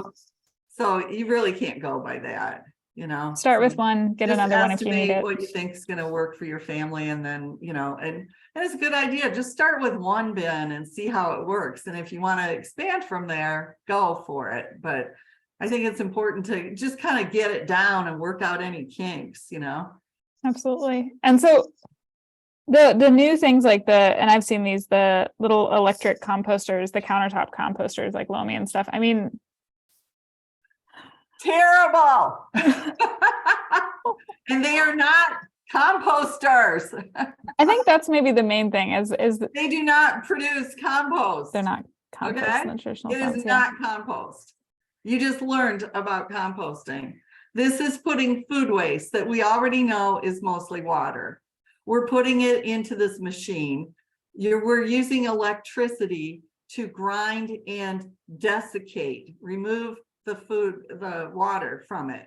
So it'll change the way your food waste looks, and it will reduce the size of it, but it is not compost. Yeah. Okay, I can't stress that enough. It's ridiculous. And those things cost like $400. And so it's not compost, it's this dried food debris.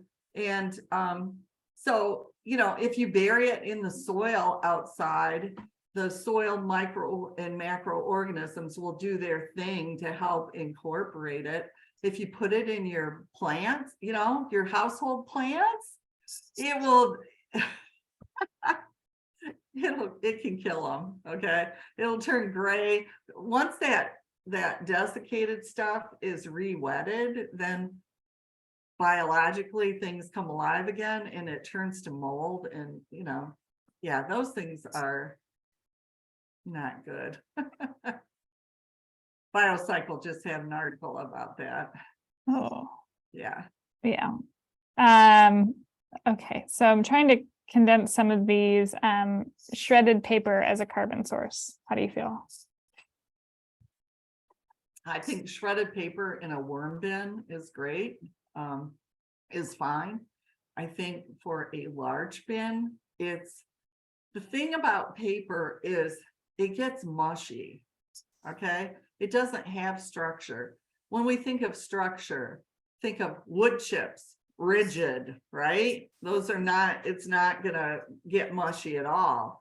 And then think of leaves and how the leaves have the veins, so they retain some structure too, which you really need, because if everything's mushy, then you're not getting air in there. And so the problem with paper, you moisten that and it just gets mushy. It has no structure. So, and plus I've never been able to put paper into a compost bin without, you know, picking up a handful. I put it in the bin while the wind picks it up, and then you got litter. It looks like it snowed around your compost bin. So so I'm not saying, you know, don't put it in, but I don't like to put it into my bin, you know. I think leaves are the way to go. Definitely leaves. And I think this might be someone who is temporarily rich in shredded paper, in which case I would say, Oh, you know, yeah. Well, you know, you could try it, but I've just Yeah. warned you that yeah, it gets mushy, you know. yeah, exactly. So, yeah. And then, okay, I think we may just do one or two more. Do you have any concern about putting non-organically grown items into home bins? Oh, that is totally a personal preference. Yeah. Okay. That's up to you, how you feel about it. Again, you know, how are you going to use the compost if you're going to use it? Okay. And if you're using it on organic vegetable gardens, then you might have different standards than if you're putting it on ornamentals. So it's totally up to the individual. And as extension educators, we should be teaching that too. You know, Yeah. You're learning from Ashley how to deal with the public. And sometimes we just have to check our own beliefs. We have to check them at the door and, you know, say something that doesn't reflect, because some people, you know, it's like, wow, you should go live in a bubble, you know. You know, I mean, some of us can take things very far for ourselves personally, but you can't tell that to everyone. And you'll notice that throughout my lecture, I've said, it's up to you if you have a hot pile or a cool pile, you know. Yeah. There is no one way to do it, because if you go in to teach an audience that, you will lose a lot of them. They will get up and walk out if you're like, you've got to be out there every 3 days. You've got to turn that pile, you know, so. Absolutely. And then anything about, I guess I would say it looks like storage for worm castings and any of those products. It's a question specifically about a problem with buying worm castings in a bag from the store. I've heard that has to be stored at a certain temp, but I guess maybe just storage for any of these materials before we use them. Yeah, for storage, don't have it in direct sun, you want to think about, again, the beauty of compost and vermicompost is the plethora of microorganisms. And my part about the turnips really conveyed that, right? And so you want to think about keeping those microbes alive. And so hopefully if you bought the vermicompost from the store, hopefully there are strategic little holes that allow in some air, but they maintain the moisture in the bag. So you just have to think about that. Well, so much good conversation. It's clear everyone loved it. Great. So much good. Wonderful. Yeah. So thank you so much. This has been so wonderful and so much to think about. And I think your point, especially about, we are here to present options. We are here to present research. We are here to, and some of this stuff, you have your preferences, but that's not what we're here for. We're here for, presenting kind of all this really, really great research-based information you have to share. So Yeah, exactly. that's awesome. So thank you for inviting me to spend some time with you today. I really enjoyed it.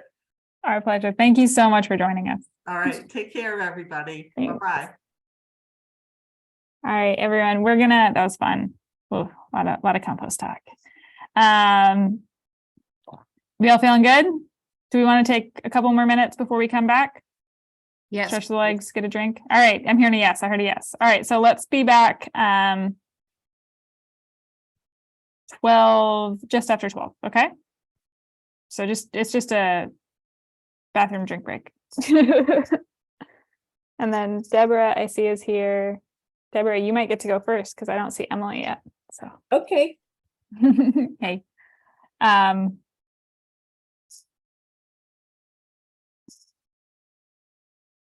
Update for anyone who's curious about the tree pruning. It seems like it's gone very well. Flora, I don't know if you're still here. Your moss garden looks okay. I will get the twigs off of it. Our So big they're willow oak They're got pruned. pruning the monster.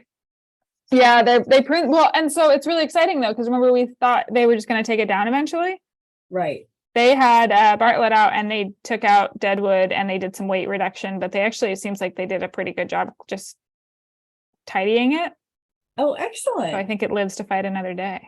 That's great. Yes. I mean, we're so worried about what happens to our shade garden if that's gone. Oh. Yeah, for all of you guys, we definitely just fully committed to planting a shade garden after we found out that they might be taking down the willow oak. Because I was like, Yeah. well, it's county government. Like, I'm not expecting it to happen soon. Like, Right.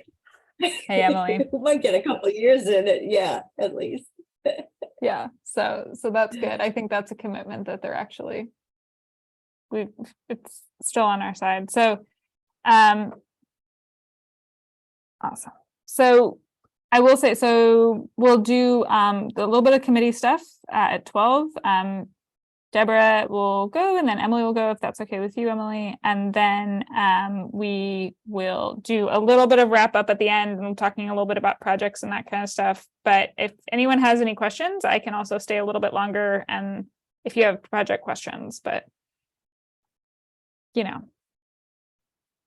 you've been through this drill at least once before. You've done half your project. You understand vaguely what we're talking about. So. Great. And I have a little PowerPoint. Ooh. So if you can. I think you should be go. I made you a co-host. Okay. Excited for a little PowerPoint. So we'll just give it a couple more minutes. Okay, can- great. Ruminate on compost. Yeah, we have in our refrigerator, we have something we call the drawer of intentions. And that becomes our compost. Yeah, right. The vegetables we don't eat. It was like we got a new refrigerator and it's one of the ones where like the freezer's on the bottom and the fridge is on the top, which I've never had before. And so the crisper drawers are actually at eye level or closer to. Uh-huh. It's been a game changer for how we eat. Because it doesn't all just go down at the bottom and then you remember it however long later. Yeah.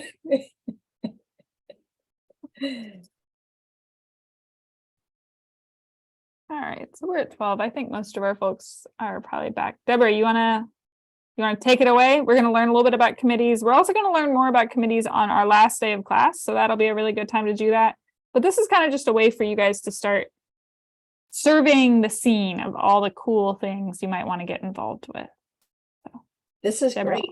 Okay, I'm going to share my screen and we will see if we get started with that.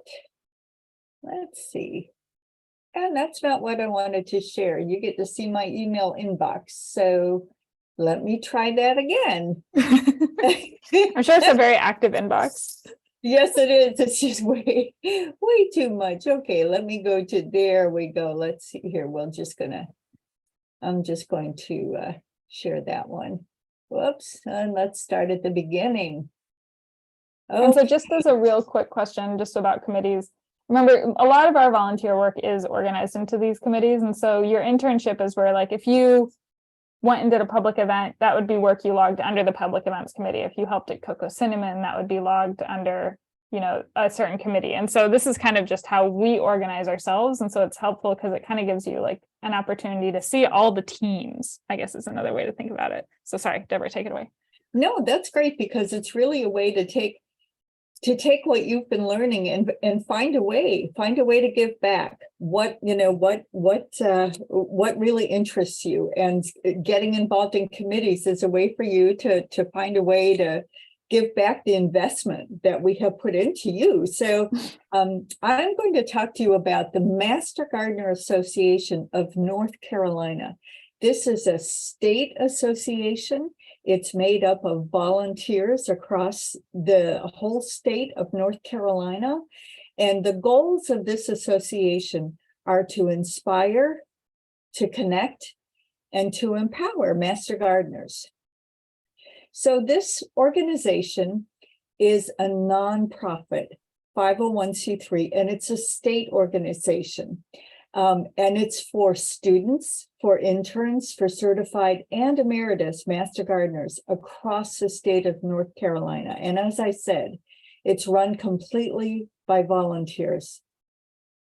The primary goals of the organization are to inspire, to connect, and to empower our members, master gardeners across the state. Okay. So how are we going to do that? One of the things that the organization offers is online continuing education. And I know you've seen emails from me. Check in where this education is going on Thursday night. So that is for members and also for non-members, but non-members have to pay a fee per program to watch the online continuing education. There is something they offer called Behind the Curtain programming. This is more for professional development kinds of things rather than continuing education. So it may be more about professional skills rather than about learning more about plants.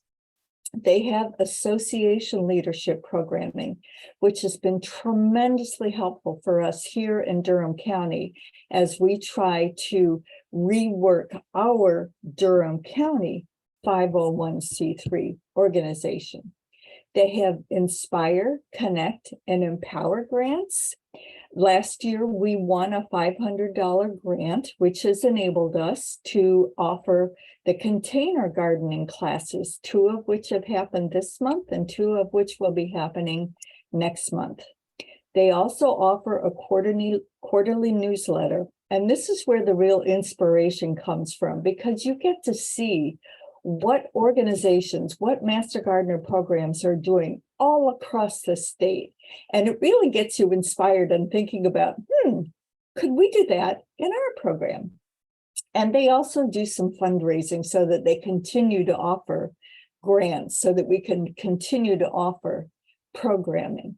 So I wanted to give you just an example of some of the continuing education programs that have been offered online in the past year. everything from vegetable growing to organic gardening, aquaponics, accessible gardening, sustainable landscapes, scouting for pests and diseases on houseplants. Other topics have included winter sowing and secrets of a winter garden, the colorful history of America's plant hardiness zones, and most recently, creating a bird-friendly habitat, which was actually given by Jeannie Arntz, who was one of our own Master Gardener volunteers. Now, all of these programs have been approved by Ashley for 1 hour of continuing education credit. All of these programs are available to members on the video library for free. Non-members pay $10 to view the live session only. So what that means is if you join this organization tomorrow, you can go back and you can watch all of these continuing education programs that are in the video library and get continuing education credit for those. Behind the curtain events are events, as I said, that are more about professional development and about your program. One program was on handling the press and press relations and how you can get more positive press for the work that you're doing in your community. One was on how to start a community garden. How can you take that information, take it back to your program and start a community garden? And the most recent one was on PowerPoint on best practices. So how to create a compelling PowerPoint presentation. I also talked about the association officer support, and this has just been invaluable to us. Things like, is forming an association right for your program in your counties? So some counties are very small. Should they form a nonprofit so that they can raise funds, or can they raise funds outside of a nonprofit? Other topics have been bylaws for nonprofit associations and nonprofit association taxes. All of this has been tremendously helpful for us here in Durham County. So in summary, the Master Gardener Association of North Carolina is an association for Master Gardeners to support, to encourage, to inspire, to connect you. Membership is $20 a year, and you get access to the video library, you get access to online meetings, and you get access to the quarterly newsletter. And this is the website for what was originally called the North Carolina Extension Master Gardener Volunteer Association, which is kind of a word salad, which is why it's been shortened to the Master Gardener Association of North Carolina. And I just want to say thank you. I am the Durham County delegate to this organization. So if you have questions about it, please feel free to reach out to me, ask me questions. I'd be very happy to answer any questions that you might have. Okay. Awesome. Thank you, Deborah. Does anyone have any, if you have any questions, feel free to put them in the chat, but that was great. Deborah is also the, genius behind the Cocoa Cinnamon Gardens. So I think she'd probably take questions on that too. But yeah, that's a great organization. They provide us a lot of really good support. So it's really great. And they have such good continuing ed opportunities. So awesome. Thanks. Great. Thank you. Absolutely. Emily, do you want to go next? I do. Thank you. Awesome.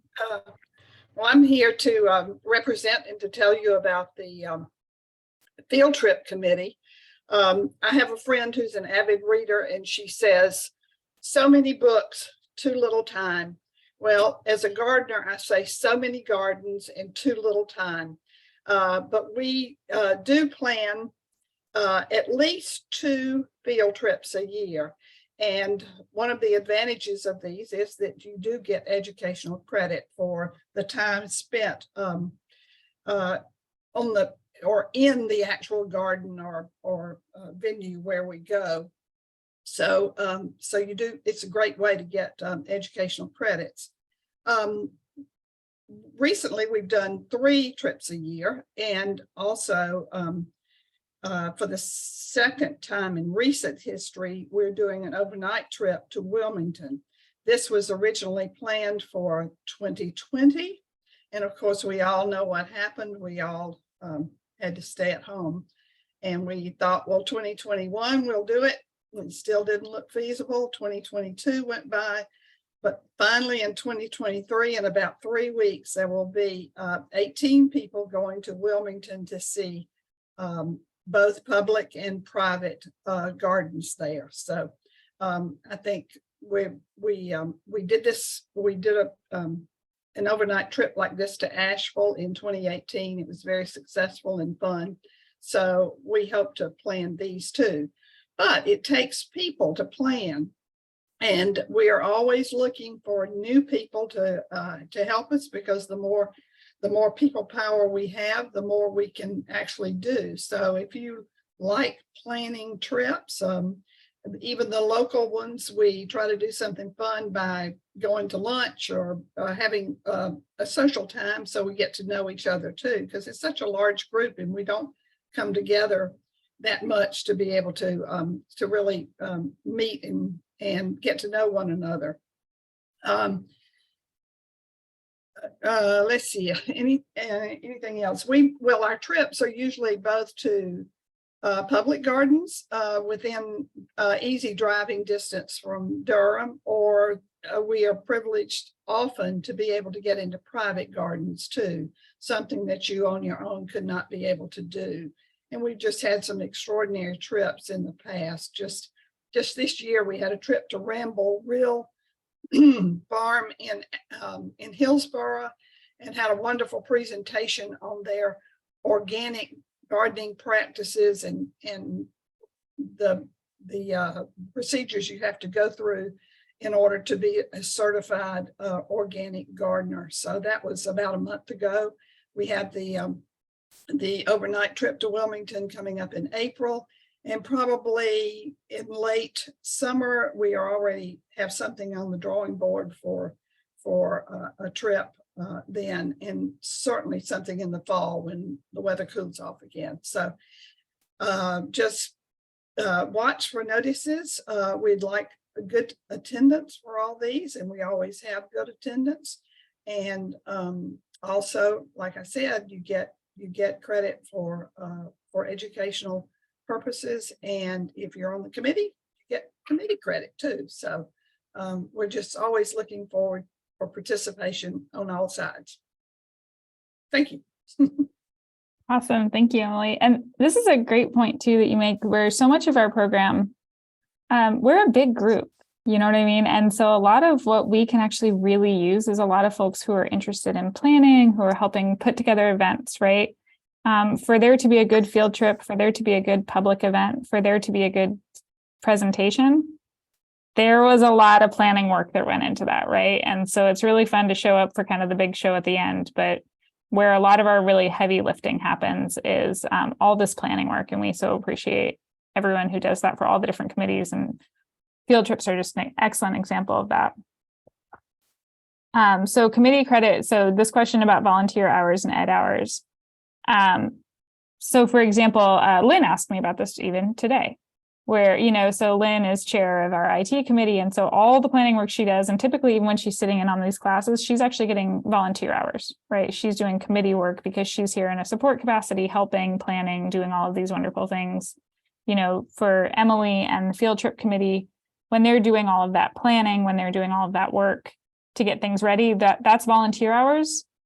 And then, if you go on that field trip, those are education hours, but all that planning work and all of that kind of really helpful thinking through problem solving, that's all volunteer work. And that's what a lot of our volunteer work ends up being, is making sure the show looks like it was easy, which is always actually quite hard. Awesome.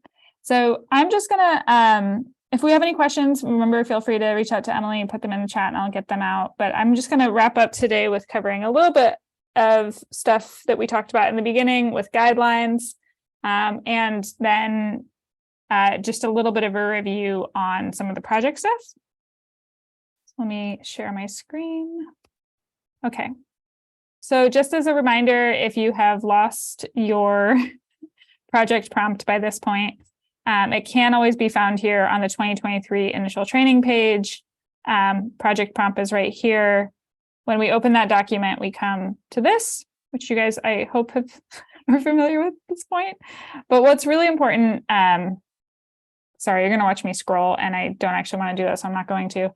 But the really important thing to remember is that for this project, the section that's due next week is everything you turned in the first time and the additions for the second time. And so, yeah, the due dates, right? So items 1 through 6 are still items 1 through 6 here. Every year we have a couple of folks just turn in 7 through 9, and we're like, wait, no, I actually need to know what you were doing for the first part. So make sure you turn in the whole thing, and ideally you'll turn in your feedback form too if you still have it. If you don't have it, no worries, but if you do have it, it's really helpful because your project will not necessarily be reviewed by the same initial reviewer. And so it's helpful for us to have some kind of reference. No worries if you don't have that form, but if you do, please include it. We hope to see that you have kind of addressed anything that we had questions about from the first section, and that you really added these latter sections. This is really just, you know, same old, right? It's what you guys have been doing. It's what you've been doing such a good job with so far. The one thing I will say is that I am going to start sending out emails this week if you're missing more than 2 classes or if you're missing any quizzes. Because remember, our requirements for completion are that you can't miss any more than 2 classes. You can't miss any quizzes, actually, and that you do submit a final project on time. I'm saying this because I love you guys all very dearly. We might have had a couple stragglers on the first part of the project. It's this second part of the project where it's really necessary that it comes in on time so that we have time to give you feedback and get everything done for the class. So this is my, like, as far as I can go as a naturally conflict averse person to say, like, for the love of God, please turn this thing in on time. It's really, really important. Take questions about that in a second. But the other thing I wanted to show everyone was, so this is our main page. And we talked a little bit earlier about the guidelines. Those guidelines are down here. EMG program guidelines, county program guidelines. This is the main document. This document is really quite long, so don't worry about reading all of it at all.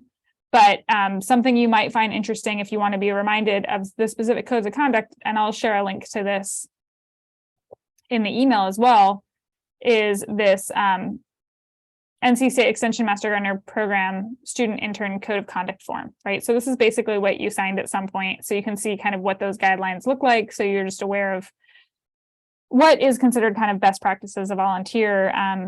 And that's really helpful just as kind of a reminder. Once you become certified, you'll be using this conduct form, but this is the initial form. So that's helpful. And also just as, because sometimes people ask me about this, this is a great website. It doesn't always work, but it's a great website. If you ever miss a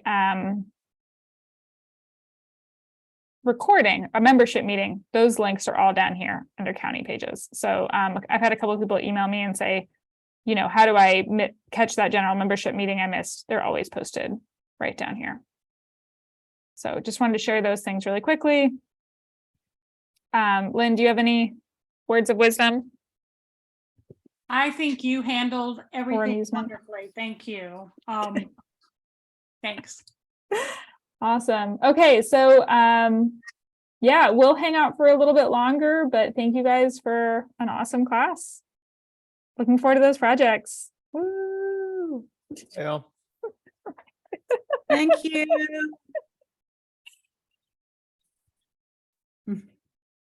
Thanks. At 2? What? Bye. At 2 at Briggs Garden? Two at Briggs, 2 at Briggs. 2 at Briggs. How long will that Okay. last, Ashley? About an hour is my suspicion, but Briggs gets a little loose. So if you have an hour and then you don't have more time, I would just fade into the background because sometimes things go long and sometimes things go short. Great. Thanks. See ya. See you too. Yeah. Thank you. Bye-bye. And again, what are we supposed to plug into our map finder? It wasn't Briggs Garden, it was something else. I think it's East Coast Granite. East Coast. No, East Coast Metal Distributors. East Coast Metal Distributors. Okay. Carol, is that right? Yeah, I think that the one thing I wanted to say is to make sure you wear, good footwear because it's going to be muddy, especially if we go into the orchard, because we got some heavy rain, so wear appropriate footwear. Yeah. Great And are call. we touring or working? Oh, touring. Although Okay. watch out, they might put you to work. If you linger Okay. too long, it won't be Okay. surprising if you're handed something sort of tool. I'll be ready. Yeah. I'll have my gloves. Okay, Bye. bye. Ashley, this is Fran. I had Yeah. one question about, I had asked about whether you can, once you sort of put a mower over the oak leaves, if you can add nitrogen to break them down further. Am I thinking in the wrong way? Can you add? No, you could Maybe. add nitrogen in that case, but once you've mowed them, they tend to break down pretty well on their own. And I would view them, if you're going to put them in compost, that's a green brown thing, right? Where a lot of Yeah. times that means you're adding carbon, but then you would be adding something more nitrogenous to the compost, something more green. Oh, okay. So Um, you're not actually adding the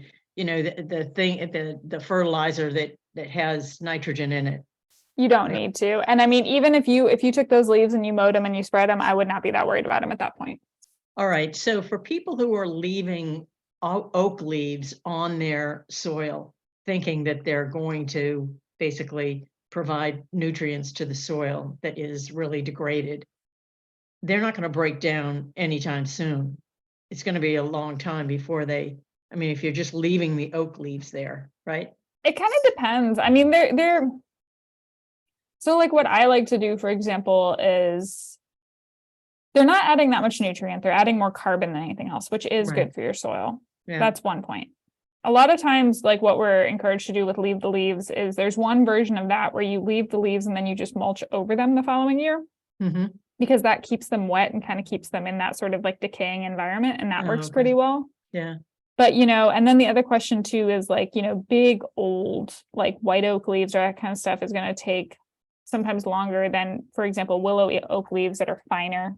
Mhm. So it even Mhm. depends on the tree, but they will definitely break down over time, but it's certainly not instantaneous. It could Right, take a year or right. two.